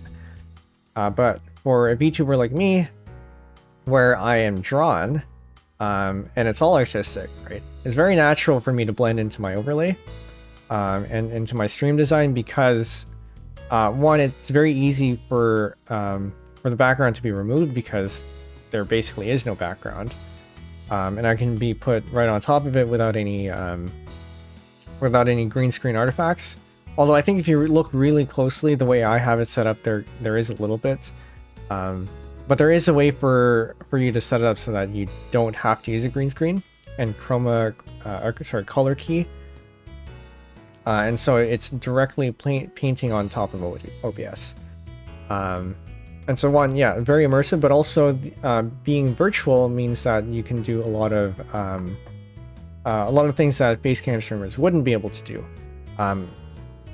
Like for example, actually, I wouldn't be able to do it. I don't think I have any fancy toggles. Although I do have, I do have some toggles. So for example, if we go to my tracking here, and we turn on things like emotes, like this exclamation mark, for example. I don't use these very often because I don't have a good way to bind them to keys. But if I did, I would. And obviously with a facecam streamer, you can, take your glasses off. That's kind of weird. I'll put them back on. Or things like, what else do I have here? Like sweat emotes. Or if I'm angry, I can turn that on. I can also take the sweater off, which I prefer not to. Although that's something that you can do with facecam streaming too. One of the advantages to facecam face cam streaming is that changing outfits is very easy, which VTubers can't really do very well, right? Because everything is drawn, you have to get somebody to draw it for you. But it does come with a lot of flexibility that otherwise face cam streamers don't get. But for the viewer side, I think the biggest draw is that you have a character to relate to that's not just a person. And so there's this layer of abstraction, but also that comes with that abstraction is the immersiveness. Has that helped anyone that I've explained it to? I think they get it. But yeah. Now, as for, and I mentioned that I would get into what I consider to be a VTuber, and the definition varies from person to person, and I think the definitions do have exceptions. In my opinion, in a more strict sense, a VTuber is somebody who uses a virtual avatar that is translating motion, so motion capture, for the majority of their content. And their content has to be like content creation too. So VTweeters, probably not VTubers, unless maybe they make videos with their model. PNG tubers, in the broader sense, I would consider them VTubers, but in this more strict sense, I would not, because they don't have motion capture. They do have a virtual avatar, but they don't have the motion capture. People who have a model, but don't use it for the majority of their content, I would consider also not a VTuber. They're more streamers that have a virtual avatar as an option. So where does that put creators like Uo's Lab, which I will give a shout out because got to mention there. Uo's Lab, and I think he's still live too. Is he still live? Sorry, give me bits. I need to check that. He is making something with Lunchables, recalled for having trace amounts of lead. So I think he's making his own. But yeah, where does that put him? Where he, for the majority of his content, he uses the PNG model because the content that he creates doesn't allow him to easily translate motion into the model. But he has a model, and will use it for times where he can. Does that make him a VTuber? I don't know. I've always thought of as an honorary VTuber, just because the content he makes is somewhat, like, it restricts him a lot, and he is in the VTuber community. But perhaps in the strictest sense he isn't, but then again, I don't know, I would maybe consider it a V1. But again, definitions, there are always exceptions to them. So that doesn't necessarily disprove the point. But yeah, other people will have different definitions. So some don't have the motion capture as a requirement, so they can consider PNG tubers as VTubers. Some go even more broader than that, in that anyone who has a virtual representation of themselves is a VTuber. I guess a test there is whether you consider CGP Grey as a VTuber, or even the annoying Orange as a VTuber. It is a bit of a meme. I don't consider Annoying Orange to be a VTuber. Okay. Moving on. Next game. So we're going to try that strategy there where we try to scatter our plays. So I guess we can try taking a knight's path here, where we go in L's.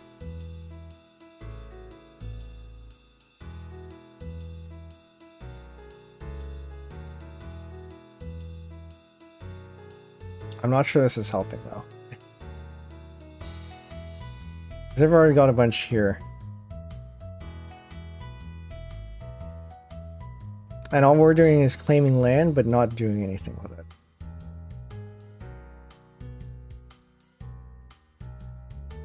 I guess we can try to set this one off. I don't want to set this off, actually, because this is... We have a buffer here. And if they capture that, then they end up with a front here with no defense on our side for this one. So I think we're going to leave that as is. We will claim this corner then.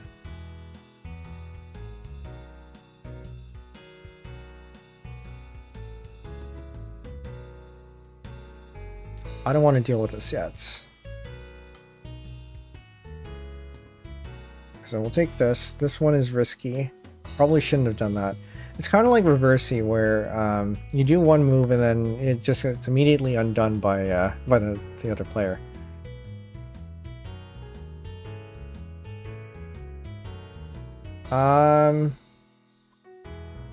Welcome in. I'm not sure if this is a spam message.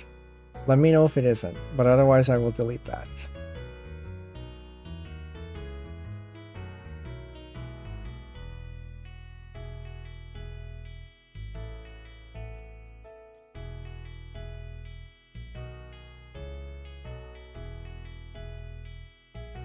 This is dangerous.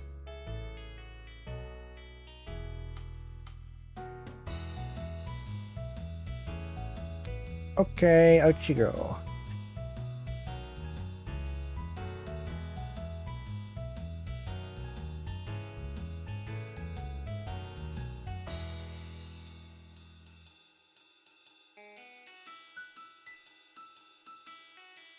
We're green, right?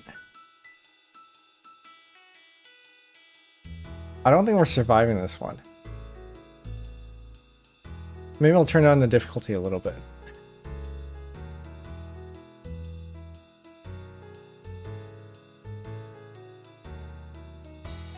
Okay. Well, that's okay. The real meat of this stream is the questions anyway. When you eat your Smarties, do you eat the red ones last? Do you suck them very slowly or crunch them very fast? Now, this requires a bit of context for the non-Canadians here. Smarties, not YouTube, Wikipedia. Smarties in the US are actually different than Smarties in Canada and elsewhere in the world. So what we consider as Smarties are these things. They look like M&Ms. But they're slightly different. They're manufactured by Nestle, and I think they originated from the United Kingdom, as they say here. And they come in in many colors. Recently they changed it so that they're made with more natural dyes, so they look a little bit less bright. This white one is actually blue now, I think. So these ones on top are the... Yeah, so the ones on top are the old colors, and the bottom ones are the new colors, just to get rid of the artificial dyes. And they did figure out how to make a blue one, as we see here. But one of the slogans or marketing phrases that they had was, "Do you eat the red ones last?"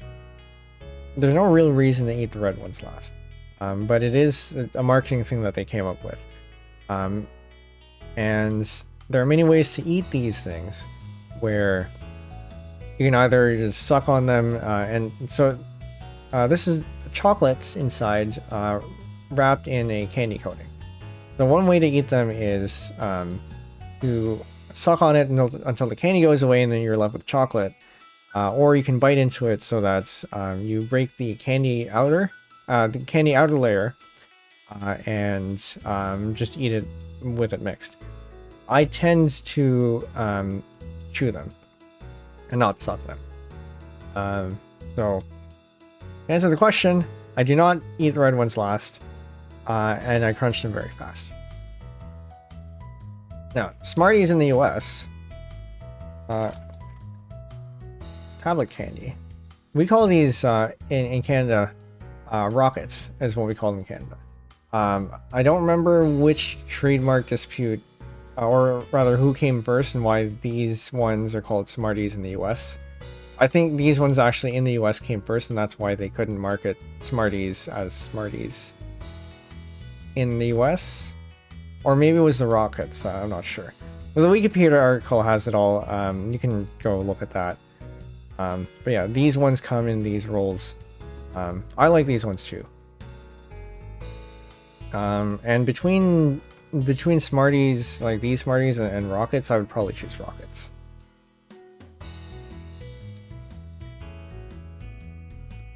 Okay.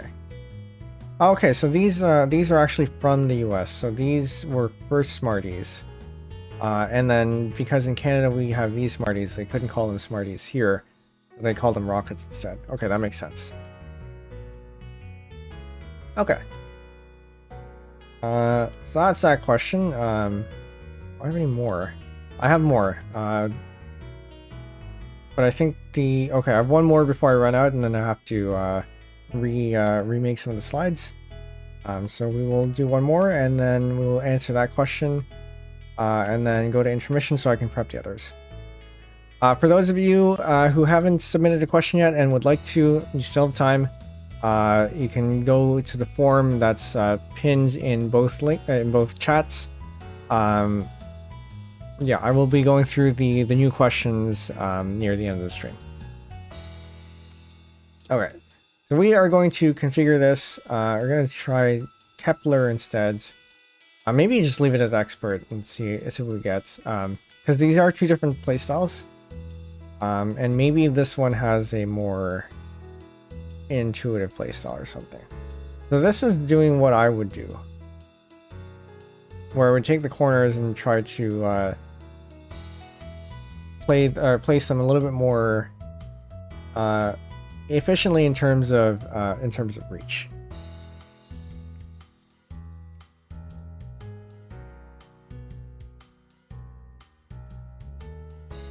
And so they do also seem to be claiming the edges. I don't want to do that. So this here reaches this, which means that'll reach this. But then you have this here, which can also reclaim that spot there. Do I have a choice? Yes, technically. I can let it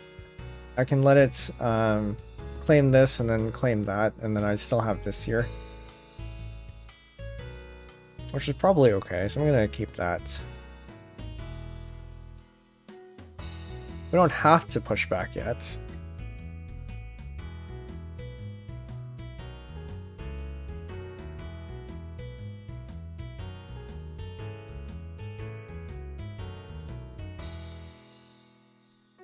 Actually, that probably wasn't a good idea.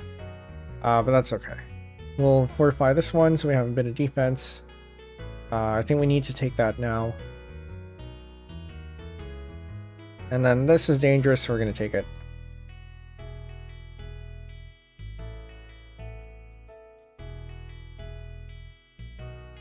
This we want to leave alone. Actually, we may want to fortify this one. It depends on how much of a gap that we want here. Because if we make this a 2, that means that if they set this one off, that becomes a 3. Then we can set off a counter chain, or a counter attack here. Or we can de-incentivize them from setting this one off and just leaving this here. But that also means that we don't have a way to access this. Except we kind of do because we have this over in the corner, or in the middle here.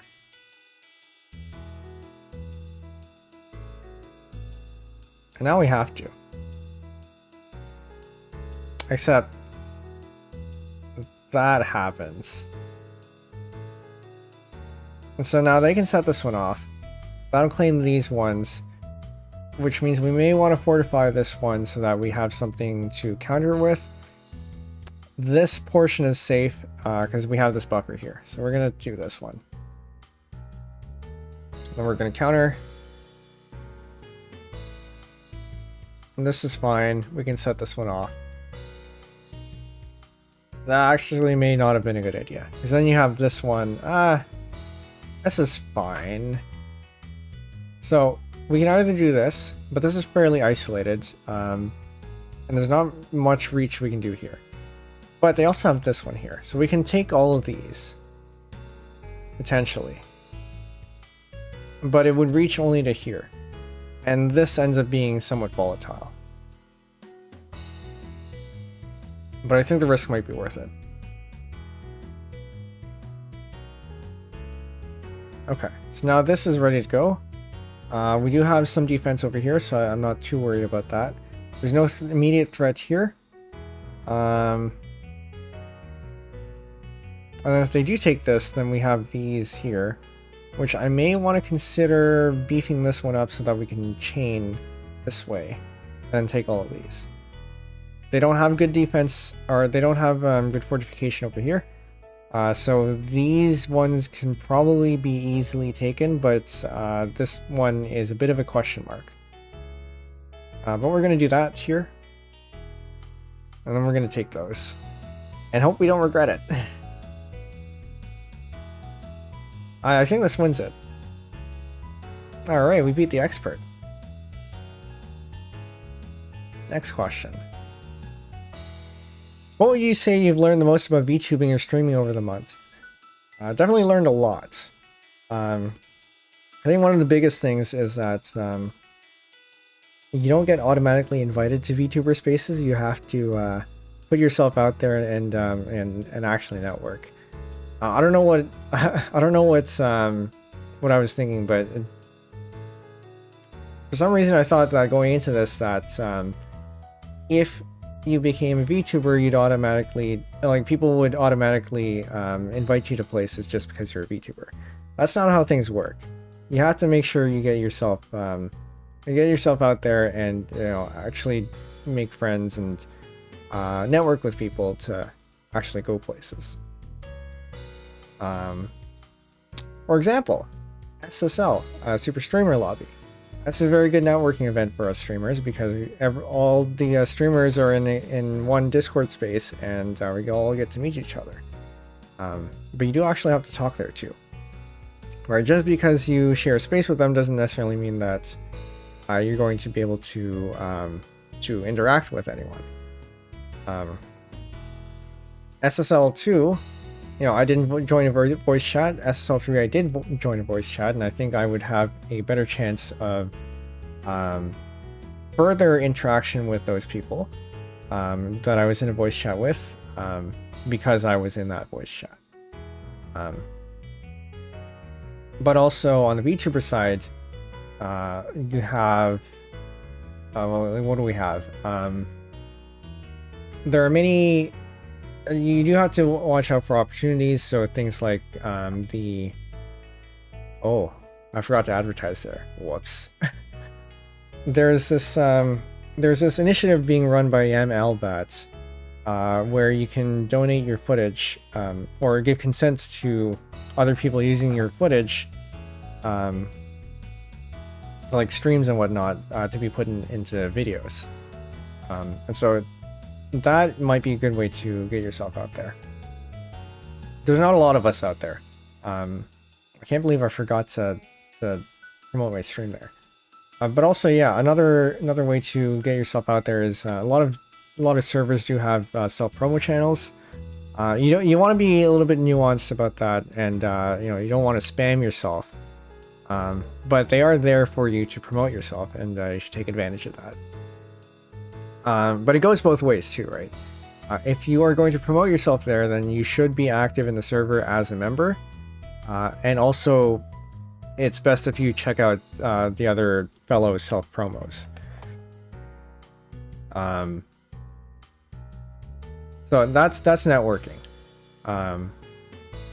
And in the more technical sides, I've learned how to work with OBS and make my setup more efficient.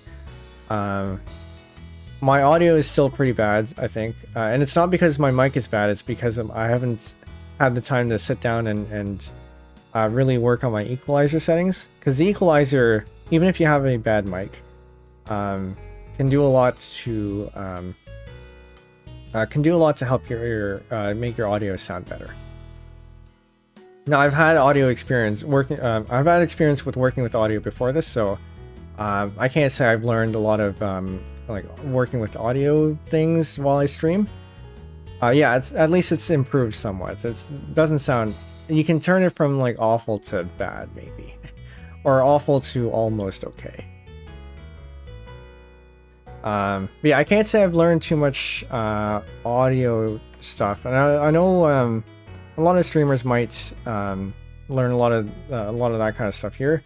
In my case, I was fortunate that I can take what I did know and bring it to stream. But also working with, so before streaming, I had worked with OBS before, so that's something I was okay with too. But for the more intricate portions, like for example, multi-streaming, that is something new that I had to find out. And actually just streaming to YouTube in general, and to Twitch. Twitch is a very different experience from YouTube, and there are a lot of things that for stream setup, you do have to take care to keep an eye out. On the Twitch side, you may have noticed that sometimes I forget to set up the category and stuff beforehand. And in those cases, it's kind of unfortunate because the notification goes out to all the followers, and they're notified of the wrong stream. On YouTube, you have to make sure that you have the right stream key, and it's not always going to be the same stream key because sometimes YouTube decides that one stream key or one stream, even though it's going to be later than another stream, it decides that should take priority for the stream key. So you have to set up a different stream key for it, and then you have to make sure that OBS is set up to use that key. And if you were here for I think it was a stream on Friday where I had accidentally used the wrong key and started this stream instead of the music stream, and so I had to remake this stream instead. So things like that you have to watch out for. My OBS setup is almost one click. So I have all these chat windows here. Actually, I can show you what I have for my advanced scene switcher. So I have this plugin called Advanced Scene Switcher. I'm gonna hide this here because you can't really see it. Basically, I have this setup macro here where I can plug in the YouTube ID for the video, and then this title here, which you see up top over there. And then the rest of this is geared towards setting up the YouTube link in the YouTube chats. Right, because every YouTube chat is different and has a different URL. For Twitch, it's all the same, but you have to make sure that the browsers are all refreshed so that it doesn't use the last chat from the last raid. In my case, because I switch between scene collections often enough, that usually doesn't happen. Or I close OBS and it refreshes by itself. So that's generally fine. One thing I do have to keep in mind though is that I use a script called Advanced Timer, where I have to manually change the ID here. And so that deals with the, if you look over here on the right side, you see this timer going. That deals with that. And so I have to remember to change the ID here separately from what I have in here. And sometimes I forget, but I did make sure to do that for this one. I'm gonna move this off. But yeah, little things like that. And I think I try to make things as automated as I can. And once in a while, I get an idea of how to make that even more efficient. Yeah, definitely working with Advanced Scene Switcher is a very powerful tool in OBS. If you do stream or are looking to stream, you should definitely check that out.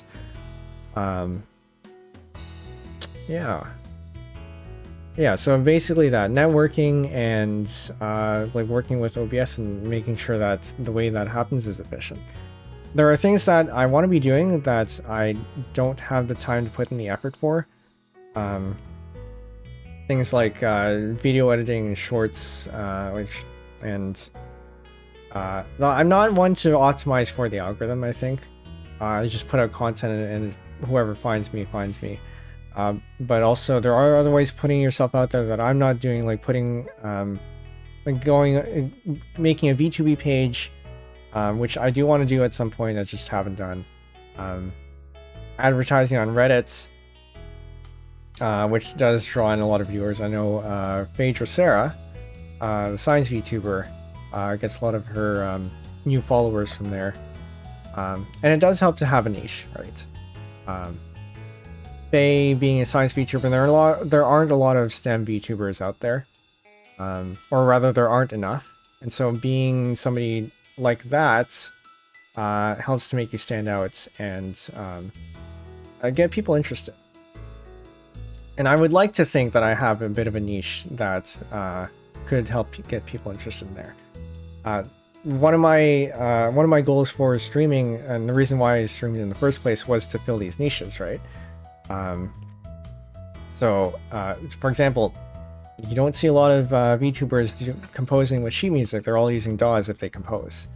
Sheeplin is a fellow notation composer, but that's only one person.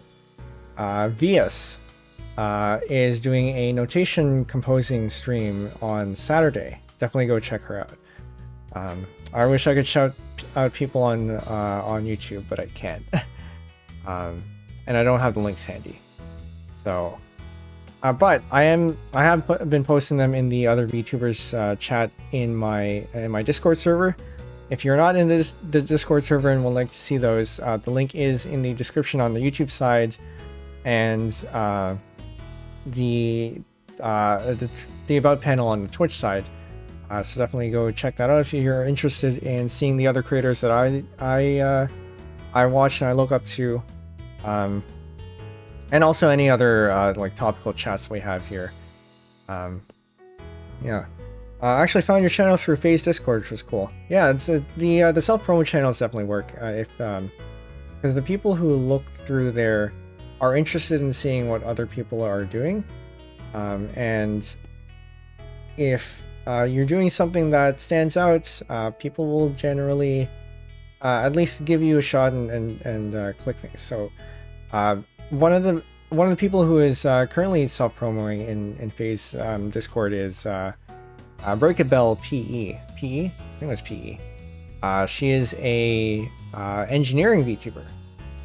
Yes, PE. And I think she's small enough that I think it's worth grabbing the link and sharing it here.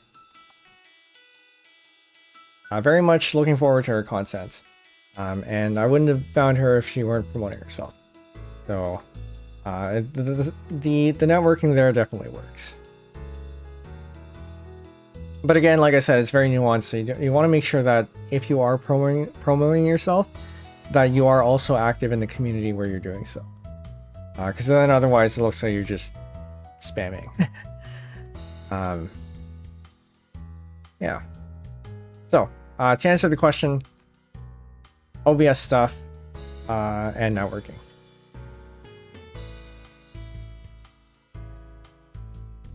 And I think that is the end of the questions I got before stream. So I'm going to go to... Actually, I'm not going to go to Intermission. I'm going to get the two bots playing again. So you have something to watch while I go prep the other questions. Let's watch a beginner Kepler get destroyed by an expert mutant.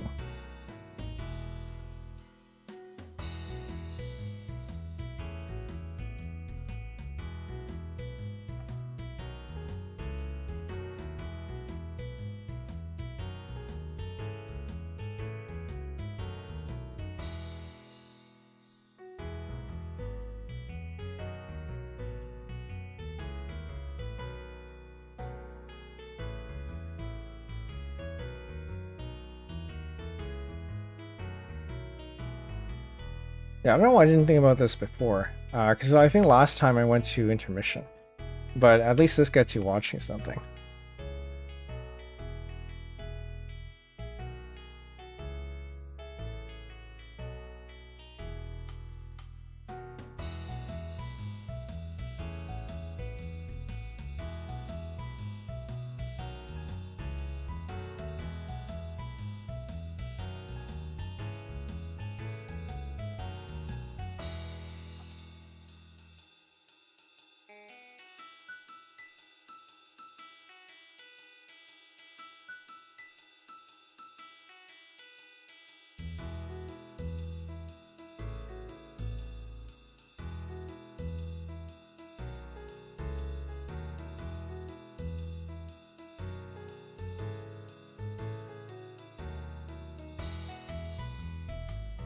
Yes, I'm seeing here 4 new. Oh, there's player 2.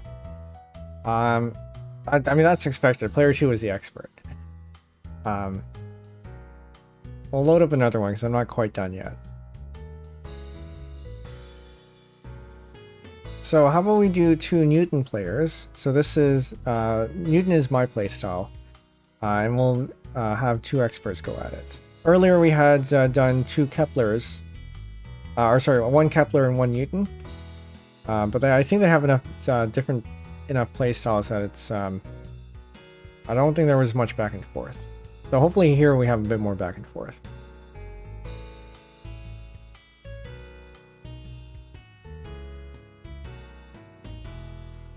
And of course they all take the corners first.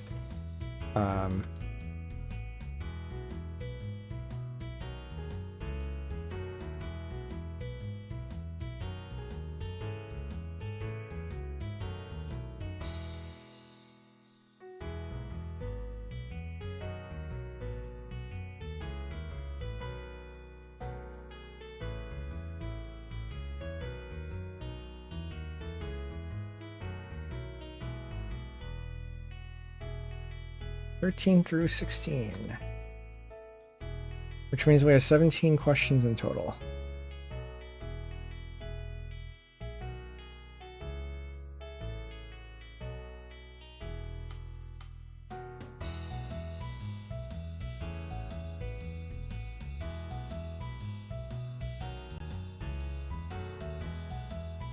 I think this is the one.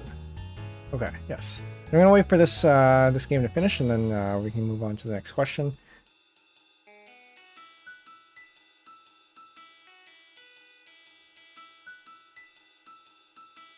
That's a lot of spaces from blue. They have a very strong position here. A lot of 3s, which means that they are ready to go within 1 move to counter for anything that green is doing. Green is struggling. It's very hard to maintain territory if your opponent always ends up reclaiming the territory back, especially like that. There's a lot of 3s. I think this might be the strat then. Just make sure that you have a lot of things that are almost ready to go, so that you can actually set them off when they are ready to go.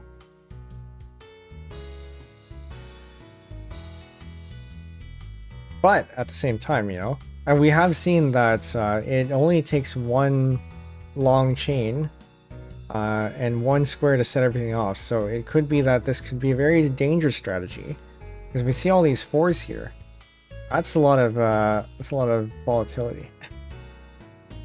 As long as blue has the advantage, which they do here, that's not a problem. But as soon as green has initiative, that could turn around very quickly.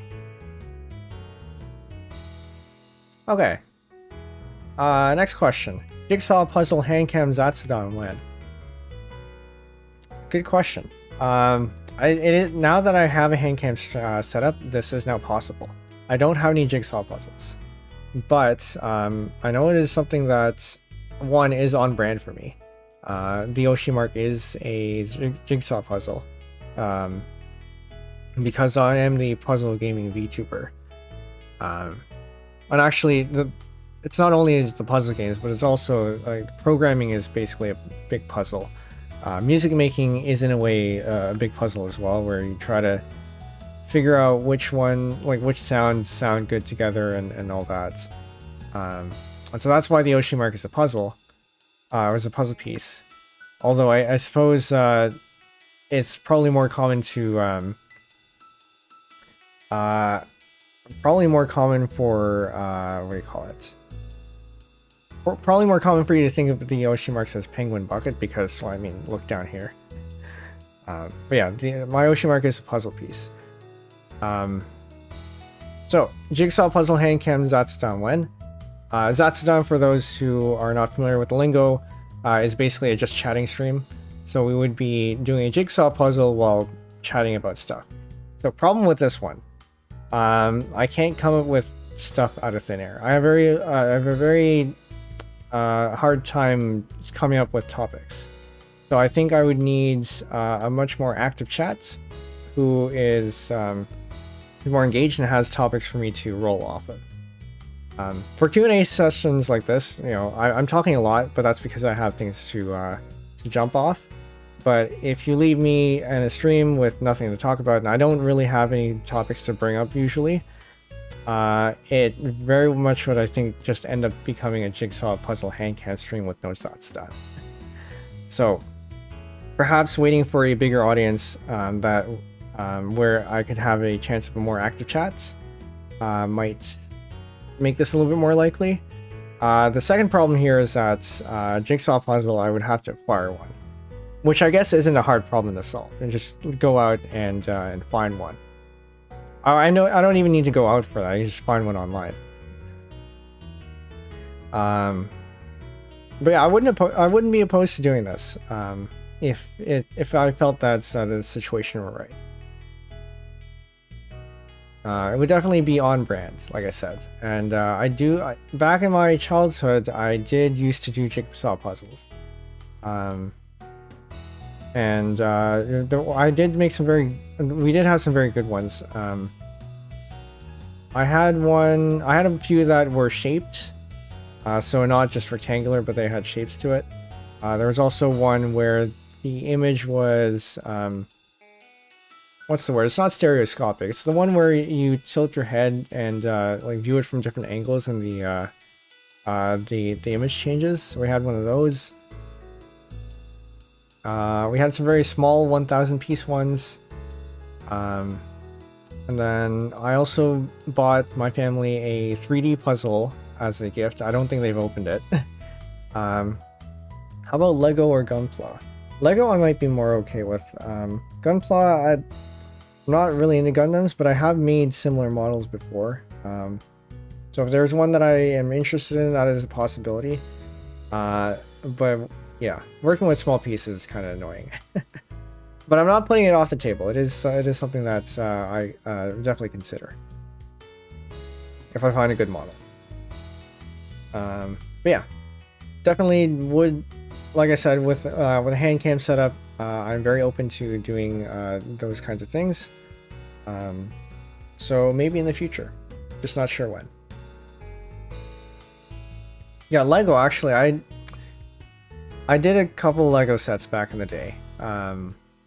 I don't think I have any anymore, but those were also, they were nice to build. The thin ones are very annoying to work with, especially if you accidentally put the wrong one in. So I think the professional ones, the people who do those very often have this tool to separate out the Legos. Yeah, I think I would have to find one myself. Although I'm sure one of my screwdrivers would probably do just fine too. Or the guitar picks. Guitar, I don't actually play guitar, but I do. I did during the with the order of the hard drives. No, the SATA cables. I did get one of those practice fretboards, and they came with the guitar picks, 6 of them. So I have a bunch of guitar picks. I don't have a guitar, but yeah. The bigger sets come with prepackaged with brick separator now. I've accrued 3. Pretty sure there's another set, another in a set I haven't unboxed. Okay, that's good to know. Yeah, that's nice to have. But anyway, short answer to this, yes. Eventually, not sure when, but it'll happen. And if you want it to happen sooner, go share me with your friends, I guess.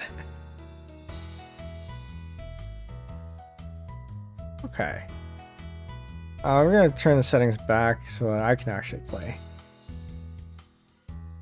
We're gonna try playing player 2 now. I'm gonna turn down the difficulty a little bit, and maybe we can turn the board down so we have a slightly faster game.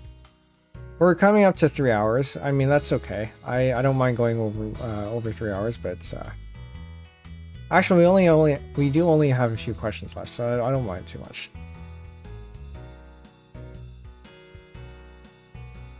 Right, because they were first.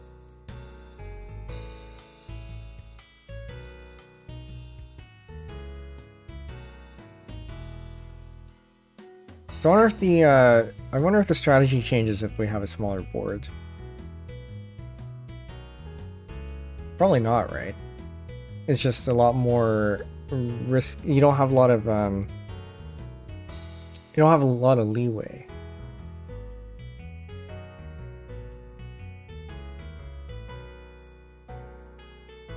Oh, I misread that. I thought that was gonna explode. It probably makes sense to set this one off.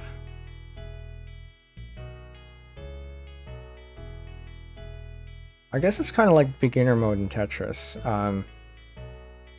So beginner mode, for those who don't know or haven't seen it, the board is smaller, and some of the pieces are reduced down to like 3 or 2 Minos in total instead of the usual 4. And it may seem easy, but because the board is smaller, you actually have a lot less space to work with. And maybe it does end up like averaging out. But in some ways it is actually more difficult to work with. Okay, we're dead there. Or maybe we're going to try to shrink the board for that for the next one. Will there be plans to make a Ket plush? I want one. It would be great as merch. The problem with merch is that you need people to buy it. And especially with a plush, you need scale. You need a lot of people to buy it for it to be viable. I think at minimum you need 100 people or something. We don't even have 100 people in our community. We're right back learning to make plushies by hand. Yeah, it's getting one plush I don't think is a difficult task. Making many plushes so that you can give them out to the community or sell them rather is the hard part. I think there's a company called Makeship. Yeah, I think it's Makeship, where they make plushes. I had this. They make plushes, and Vettel's Neuro plushes were from here too, and I think there were also Hololive plushes that go through here as well. 1 is easy, 500 easy, 500 is easy, 20 is hard. Yeah, exactly. Right. To make these plushes at an economical way, you either make a couple of them, or you make them at scale, where you make a bunch of them. But you can't make only a few of them. And so, if you want plushes, once again, share me around. Let's grow our community, and then maybe for the 5-year anniversary we got one.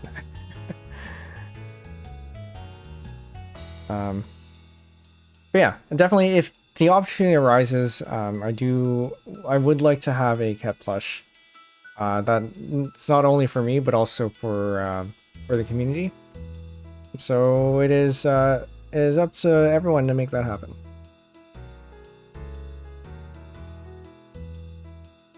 Okay. But yeah, and definitely one of the things. So if you're starting off as a VTuber, or a content creator in general, if you want to have merch, you should design things in a way that allows you to have to make merch out of it. So Ket, for example, my mascot here, was a very obvious candidate as a potential for marketable merch, and the bucket too, for that matter. Although I think getting bucket merch is probably more difficult than the plush. Maybe we make a bucket plush. I don't know. But I think if we were to make a bucket merch, it would be more useful than that. Make it actual plastic and all that.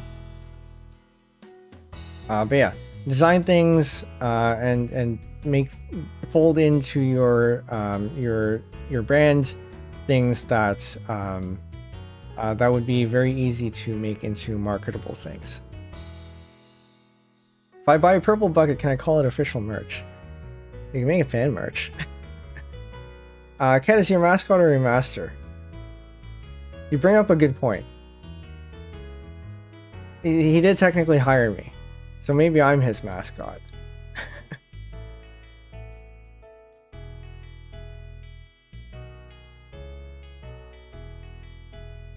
Okay, I'm gonna shrink the board size even more here. See how, we're gonna run this for a couple more, just because I expect this to be pretty short. And I think player 2 probably does have a disadvantage. So I'm just setting myself up for failure here.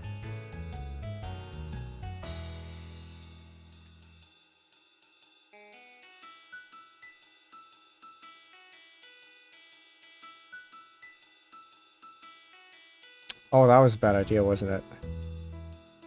Maybe not. I have to do this, otherwise I die.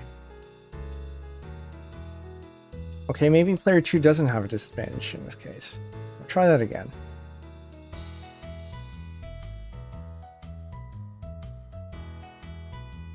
Try a different strategy this time.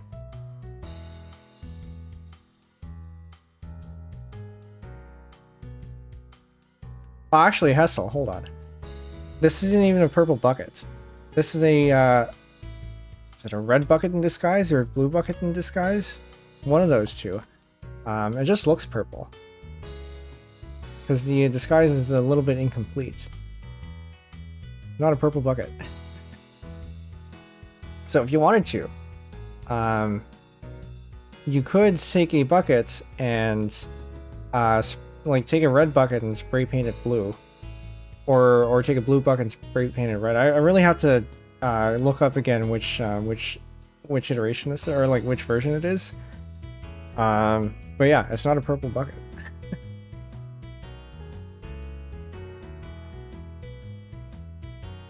That said, you know, the if you look over here at the bottom of the text there, purple is a very good approximation of the color, and it makes for very good theme colors. So I will gladly use purple. But yeah, bucket is not purple. All right, one more of these, and then we'll try in the middle.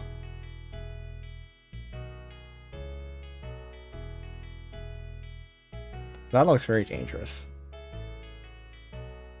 But at the same time, we end up getting a lot of these. It might be okay, except this is going to reach out to there. This reaches out to here, takes all of this bit. And then this is probably going to reclaim everything back. Or not. Okay, maybe player 2 wins this one. Like every time. I don't know. What are your streaming goals for next year?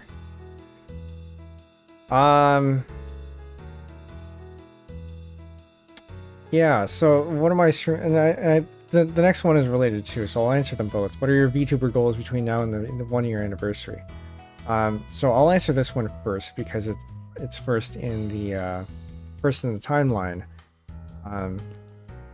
So between now and the 1-year anniversary, I think I want to make sure that we finish the website, because there's a lot of stuff that we can do with the website, and it would be nice to have a lot of information in place before the anniversary is there. So things like an about page with my ref sheet, and like a blog listing of the different works that we made, so the compositions like 2U and eventually make it through, because those are all just floating pages right now. One, we don't have the about page, and that would be very useful. Yeah, so we don't have the about page, so the people don't know what the lore is. They don't know what's that I even have a reference sheet. And then for the other ones, they don't have a way of going into the they don't have a way of browsing the previous works. So right now the only place that you can find 2U is on the YouTube page. You go to the video, and then you go into the link in the description, if you were just searching up like normally. Now it's linked to in other places like Twitter and the Discord, but if you're not actively looking for it, that's the only way you'd be able to find the downloads and all that. So I want to get the website up and in a good shape. I also want to make sure that we get vtuber set up as well. So vtuber, if you're not aware, I don't remember if it's .com or .org. So anyway, it's kind of like Holodecks or the Hololive Wiki, except it's more for all VTubers instead of just the big ones. And so, for example, let's take a random VTuber. Oh, and you need to see this. All right. Take a random VTuber. We ended up with a big one. Homa Himawari. So they have this description here. Make that bigger. You got this lore here, associated names, all their latest videos, and a bunch of other stats. Right. Or let's take another random one. This one looks like an indie, right? Angenite, maybe is how you pronounce that. New female, English female VTuber from Denmark. Right. So all this information about them, you see that they're streaming on both Twitch and YouTube. And VTubers are very hard to find. Like if you're looking for a very specific one, okay, let me put that another way. VTubers are plentiful, but finding specific VTubers who you are interested in can be difficult. And so going back to what I said about like putting yourself out there and networking and all that, VTuber is a way to do that. And while I don't necessarily browse the site very often, I have found a couple of VTubers through here. It would help my point if I remember the name, but there is this one polyglot VTuber who knows like 5 or more languages. Actually, what? Let's actually find who this is. Polyglot VTuber. I'm searching in one of my other places. So Shinomori. This person. I think she was maybe featured in one of these sections here, and I noticed. So I went to your page and looked at. These are a lot of languages. Chinese, English, Dutch, or German, Indonesian, Japanese, Korean, and Spanish. Right. And so there are a lot of ways for you to stand out in this way. And people can find you through this. So this is definitely one that I want to set up. Some other things that I could set up, but maybe not necessarily for the 1 year. vt.social, the Mastodon instance run by the people who made who are behind Null Pointer Live and what's the software that I use? Inochi 2D. So if you didn't know, I'm not actually using a live 2D model. I'm using a Inochi 2D model. Inochi 2D, which is an open source, free and open source alternative to live 2D. Right, and one of the reasons I'm using this is because I'm on Linux, and it's a lot easier for me to run this than to try to set up VTube Studio on something like Steam. One, I don't want to be on Steam, but also that would mean going through things like Wine or Proton, I guess it would be, because there's no native Linux support for it. But with the Inochi 2D, I can. And so maybe you're not going to be able to find as many riggers for this. If you have an artist who can do a live 2D model for the art, that can be usable as a base for your Inochi 2D model. You just have to find somebody who can rig an Inochi 2D. There is a Discord server for it, and you can find people who rig in Inochi 2D in there. So if you're looking to become a VTuber, this is an option that you can consider. But yeah, people who make this are also behind VT Social, and this is the Mastodon instance where a bunch of VTubers are in. They claim to be the biggest VTuber instances by VTubers, for VTubers, and adjacent content creators. Twitter being Twitter, or X, I guess it is now. I'm not entirely happy with it because of the direction it's going, or it's gone in, and also because it is a bit of a closed walled garden, and centralization and all that is not really good for the longevity of the platform or the content contained within it. So having an open platform like VT Social that it's based on Mastodon, and which is an open platform and decentralized platform, means that the system as a whole has a greater chance of surviving, and yeah, there's a greater chance of surviving any changes.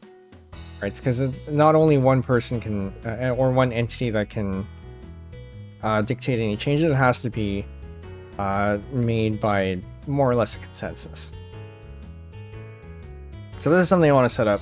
Also, Keybase.io, Penbu VT. I am on Keybase, but it is incomplete because I need to set up my my GPG keys, and I haven't done that yet. And I think I expressed this in a previous stream before, where I want my private key to be elsewhere. That's not on my on this machine, on my streaming machine, which means I have to figure out how to get my signing key on here, and I just need to take the time to actually do that. But otherwise, I think our Twitter verification isn't working here. My the Reddit verification isn't working either. But everything else should be linked here. Yeah, so I want to make sure this is set up, and I want to make sure that this is set up before before VT Social. I can get things linked up over there. So there's a lot of dependencies I have to take care of first. But basically, to put it short, the goals for between now and the 1 year anniversary is just to make sure that my things to do with, I guess, promoting myself are set in place before the 1 year. In terms of content, I think it's probably just going to be, I have a few streams lined up, so all my automaton streams are all planned out. Maybe not the exact dates, but the general timeline of when I want them to be. And then anything else is yeah, I think it'll just go as we go. Obviously the handcam streams, that's going to be new space. I'm going to have to figure out how to do that, and what I like about it, what I don't like about it, and what I can roll with.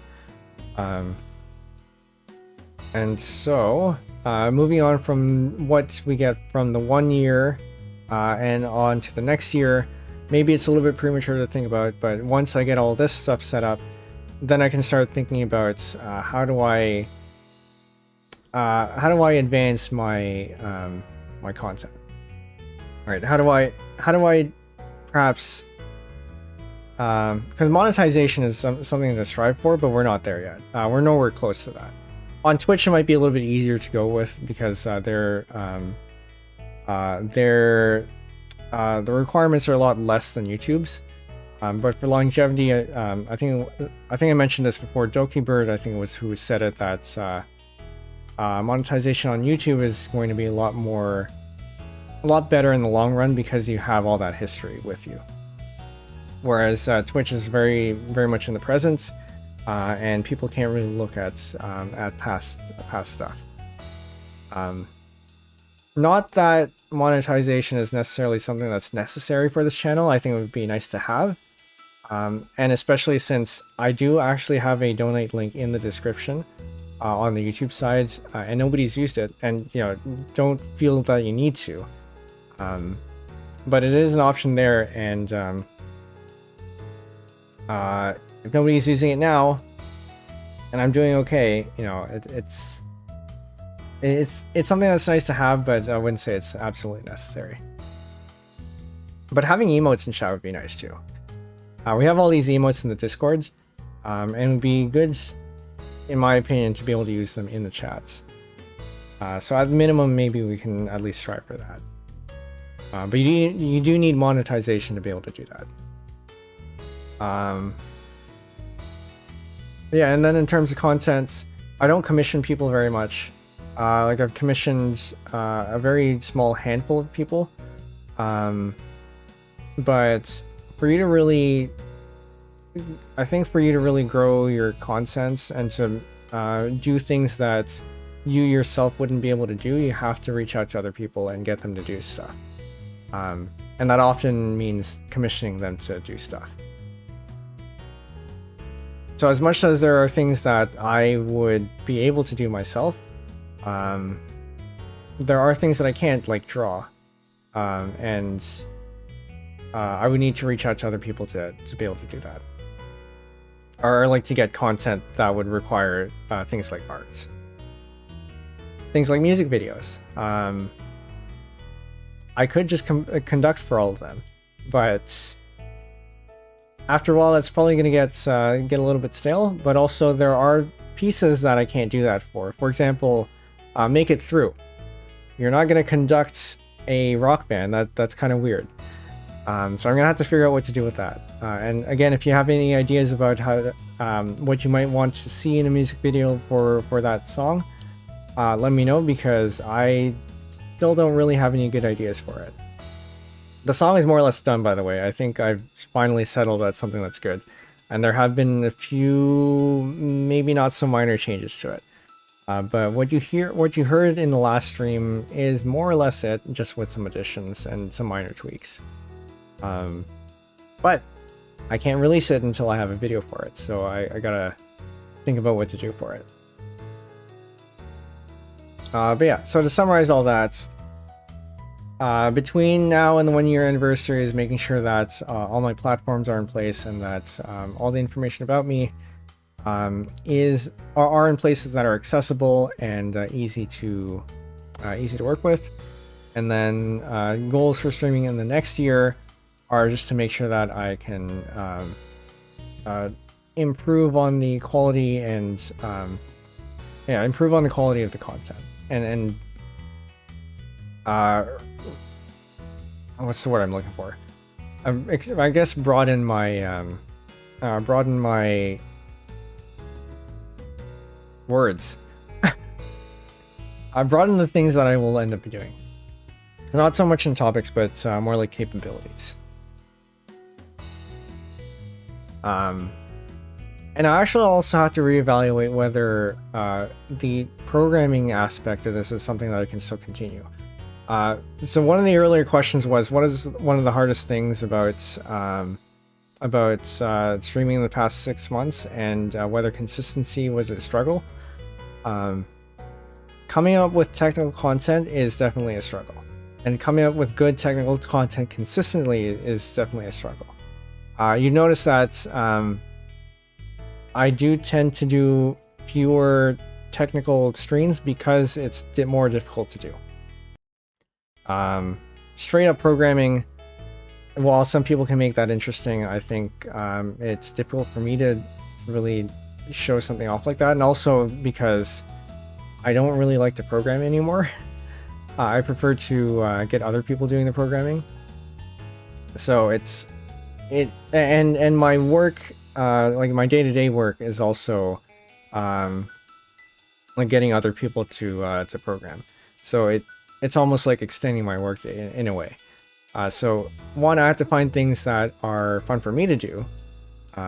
So things like, at least in the programming sense, you have the svelte streams to a point, because when you get down to the core of it, you start doing the hands-on keyboard programming, and it all gets somewhat dragging, which you kind of saw in the KJumpingCube programming stream, where we didn't really get to program a whole lot. We were just fighting with the tooling.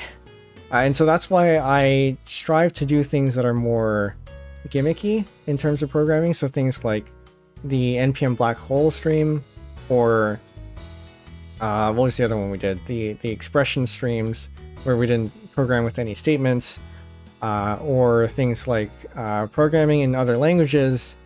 So like what we did with the prologue stuff. Although prologue could have been better too, because I think that was more of a preparation problem. I didn't have time to adequately prepare for that. But also, like this ongoing thing, the OwlFudge streams, right? We're creating a new programming language. And that in itself, I think, is interesting. But I don't know how interesting it is to watch necessarily, because there's a lot of stuff in the middle where it's a lot of things that we just have to get through, right? So right now we're writing unit tests, and we're changing formats so that it would be like easy to work with. Next stream might be a little bit more interesting, because I think we start getting to like parse and interpret the parsed results. So we might actually get to see more action. But in the last stream that we did, there's a reason why I call it a work session, right? Because it is a work session. It's not meant to be entertaining, or at least I didn't see very much there that's meant to be that could be very entertaining. It's more of if you get any learning out of this, and I know some of you do, then great. But otherwise, it's not very easy to teach out of. It's not very easy to like to make interesting, because it's a lot of repetition, and there's not much visual stuff going on. One of the advantages to streaming web dev stuff is that it's very visual. You can see the results very visually on the HTML page. And the best you can kind of do with that, with non-web stuff, is that you see stuff printed out on screen, or maybe you see the test pass, but there's a lot of text, and the casual viewer is not going to receive that too well. Now, do I necessarily cater to the casual viewer? I do want to make it accessible to them, definitely, because maybe only a third of my my audience is probably technical. But is it going to be interesting to watch? You know, that's debatable.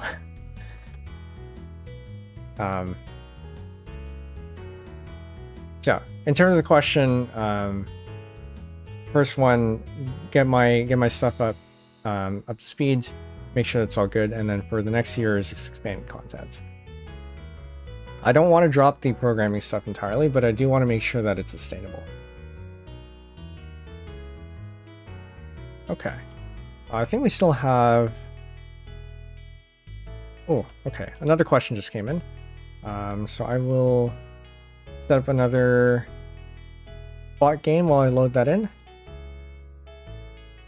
And let's watch two beginners go at it. See how much of a mess this is.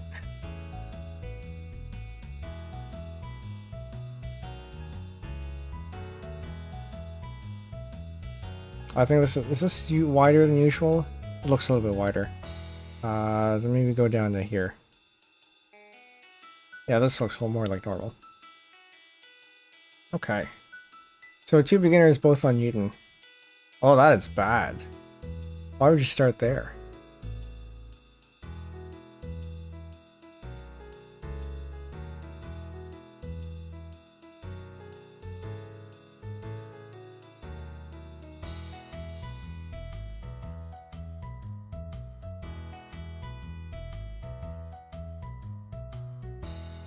I mean, I guess you can't fault a beginner, though.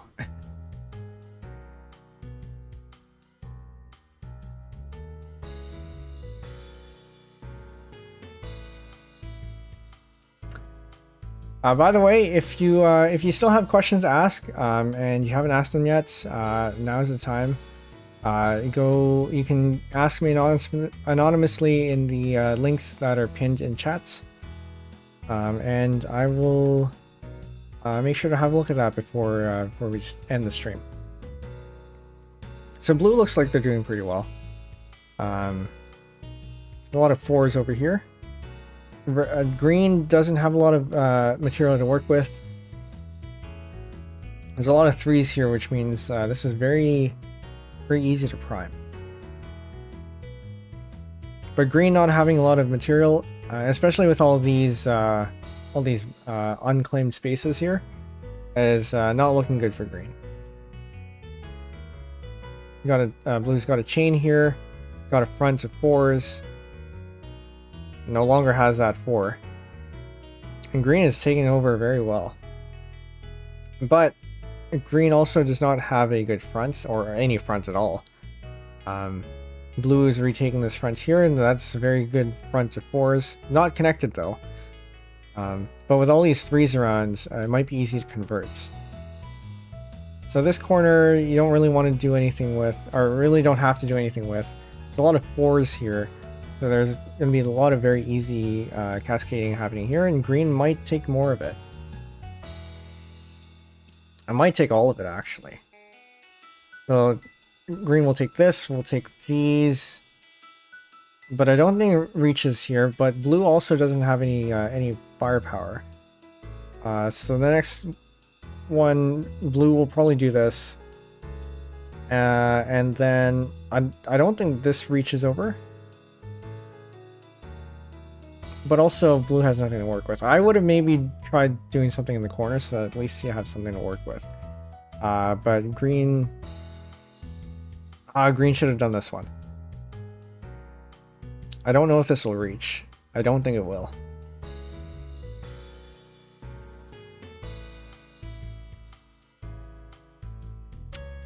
Is blue going to take this?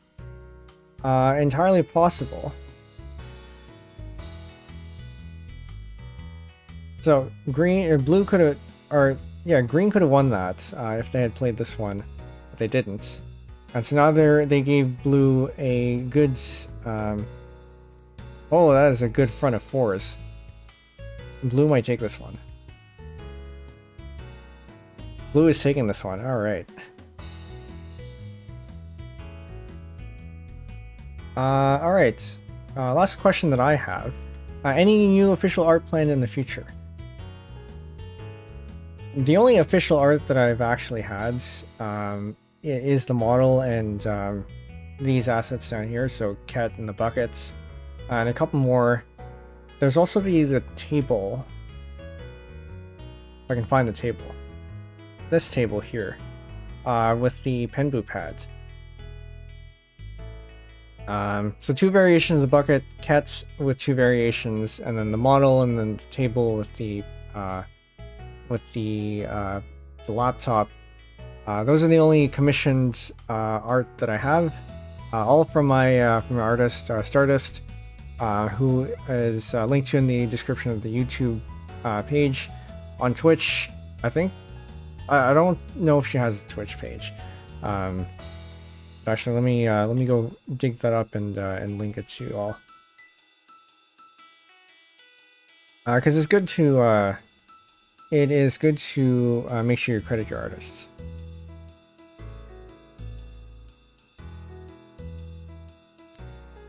This one. This is a stream, and then I have to go to the credits. Yeah. So this is her card. Good artist. Great artist even. Yeah. I am maybe thinking about getting a new outfit. So that counts as official art. I'm not going to say what it is, because I don't know if it's... I don't know if I'm going to be able to get it rigged. Because my rigger has been somewhat unresponsive. But new outfit maybe. And maybe for 1 year. Who knows? I don't think that'll happen though. But as for official arts, I don't really, as I said, I don't really commission people. But if I have to for a music video, I might have to. I know I said I don't have ideas for Make It Through, but I have some idea of something that I might be able to commission someone for. But even that's still up in the air. I did... So it doesn't really count as official art for me. And it definitely isn't official for the other one as well. For the Owl Fudge, I'm going to give another spoiler here. For the Owl Fudge stuff, I did commission art for that. And do I bring it out now? No, I don't have it on me right now. I'll show it off tomorrow. But Tempai, Owl 5.0.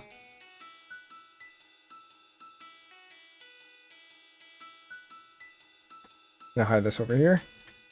Owl 5.0 is the other major, well, I guess it's the major language for Jellyhost Yumi. It's a fan language made by vtuber Tempai, and they had commissioned fellow VTuber Senna Bonbon to make this art.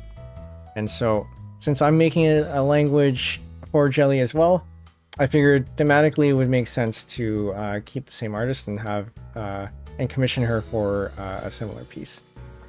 And so that I will show off tomorrow. Hopefully I remember, and if I forget, somebody remind me. But this isn't official art for me, I guess. I mean, it kind of counts, but also not really. So in terms of official art planned in the future, nothing concrete. There are things that I'm thinking about, but nothing I'm currently acting on yet. Okay. We'll play one more game with the CPU on average. Playing Newton style. Last chance for any questions. You can either feel free to shut them out in chat, or if you want to stay anonymous, you can submit it in the forum. But other than that, I think those are all the questions that we have. Yeah, thanks for everyone who's stuck around for 3.5 hours. It's been a bit of a longer one this time around.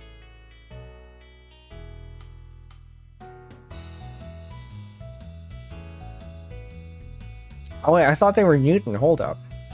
What is this? Maybe it was Kepler that was the other one. Maybe Kepler was the strategy that I used then.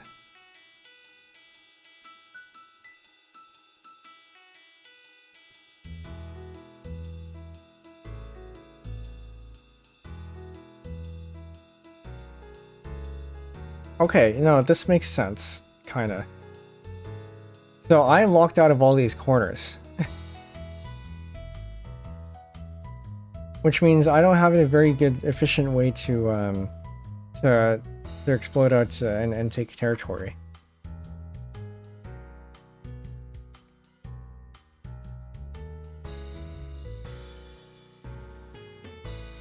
That's not so great.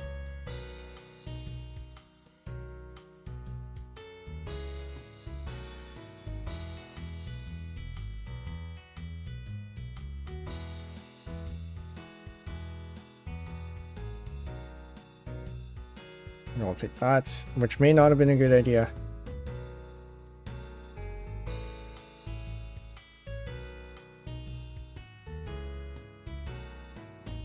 These are very much not good ideas. I am stuck in the middle here, and that is not good. And we're stuck again in this situation where I'm starting to see the idea behind this pattern here, because it doesn't matter where I go here, they will be able to interfere with it very easily. So I'm kind of stuck.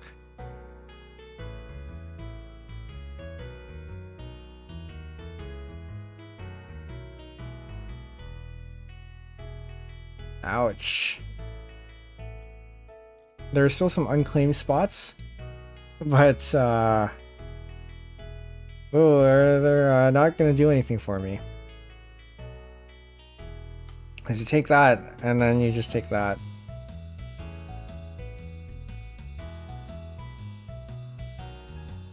Nah, this is a forfeit game.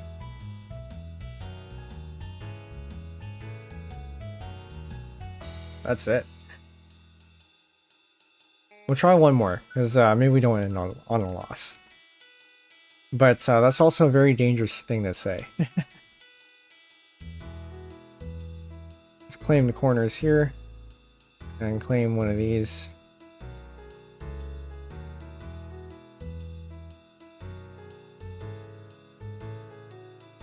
Okay.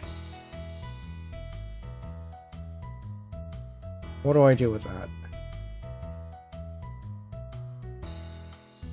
That was a bad idea. That is especially a bad idea, actually. I misclicked there.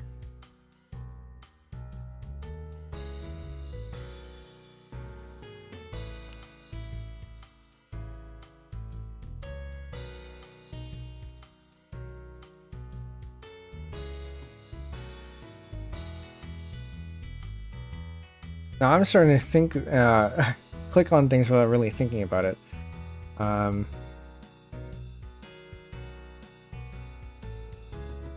Like that, that's not a good idea. Loss incoming, probably.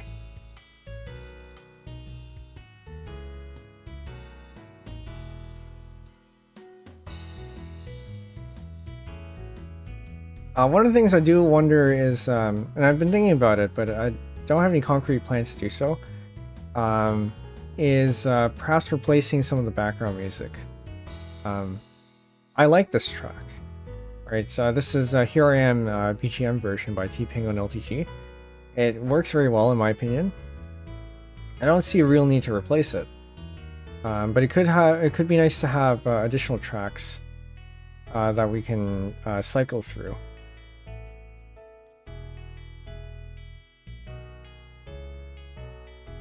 Things like I don't know, Make It Through can probably be turned into some sort of background music. With a few tweaks here and there.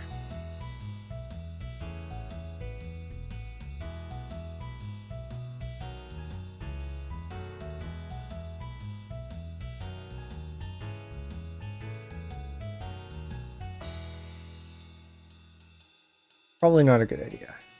Especially not a good idea.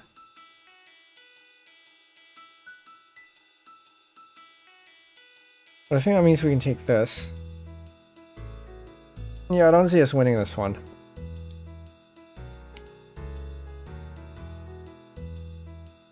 That's not happening. This is not happening either. Actually, so this turns into a 2, this turns into a 4, that turns into a 4, but because this turns into 4, they can very easily set this off and then just reclaim the rest of it. That's not a good idea. We can fortify this one, so that we have a little bit of perhaps defense. Or we can fortify this one and get ready to counter this one, maybe. I guess we'll do that.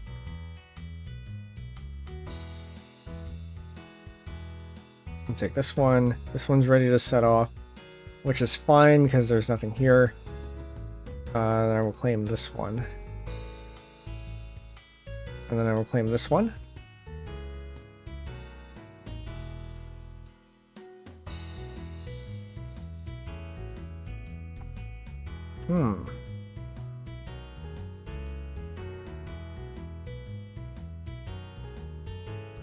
I kind of don't want to touch any of these.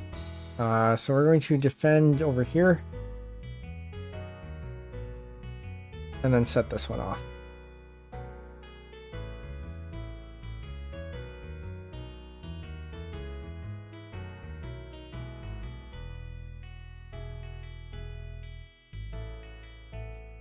Oh, I don't know if that was a good idea.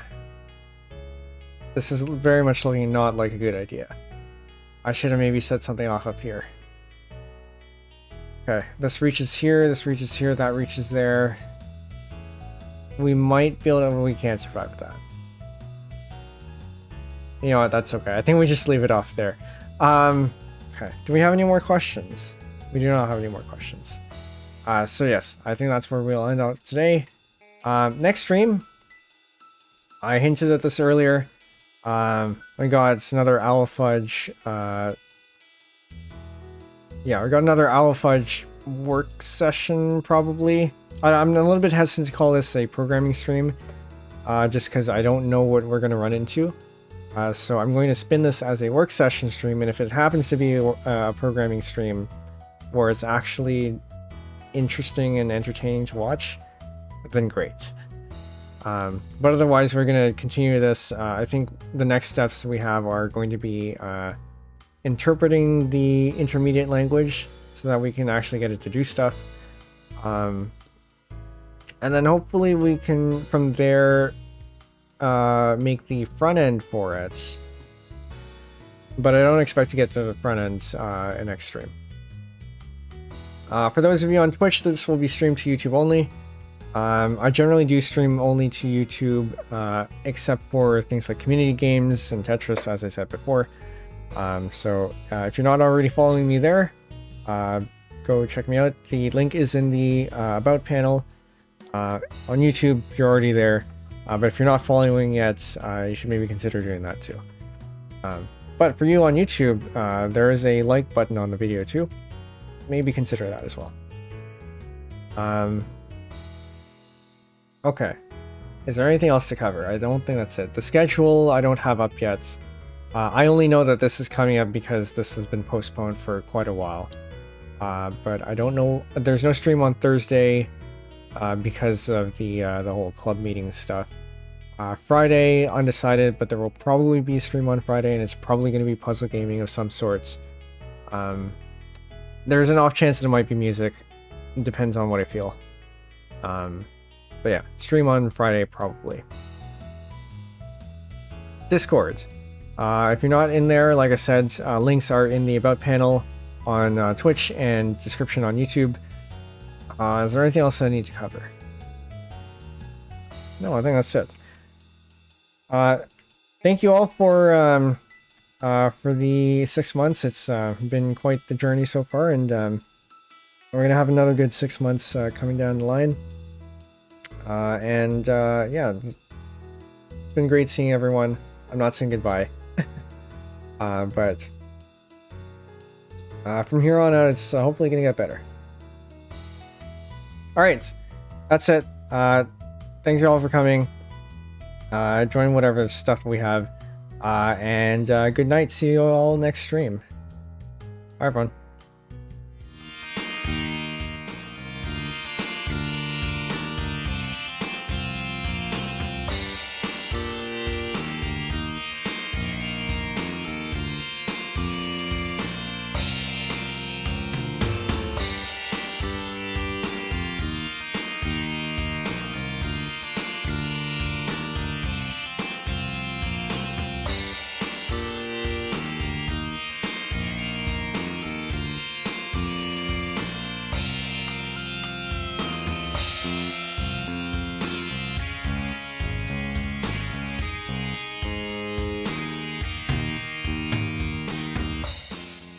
I forgot, Twitch raids are a thing. We should probably go do that. But yes, please continue your scheming while I go look for a channel to raid. Who are we raiding today?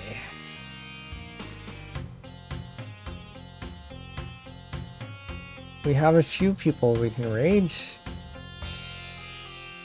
I would like to stay on the VTuber side. But... ooh. That is maybe a maybe an option. Or I can go with. No, I already raided Topi the other time, so I want to spread my raids a little bit.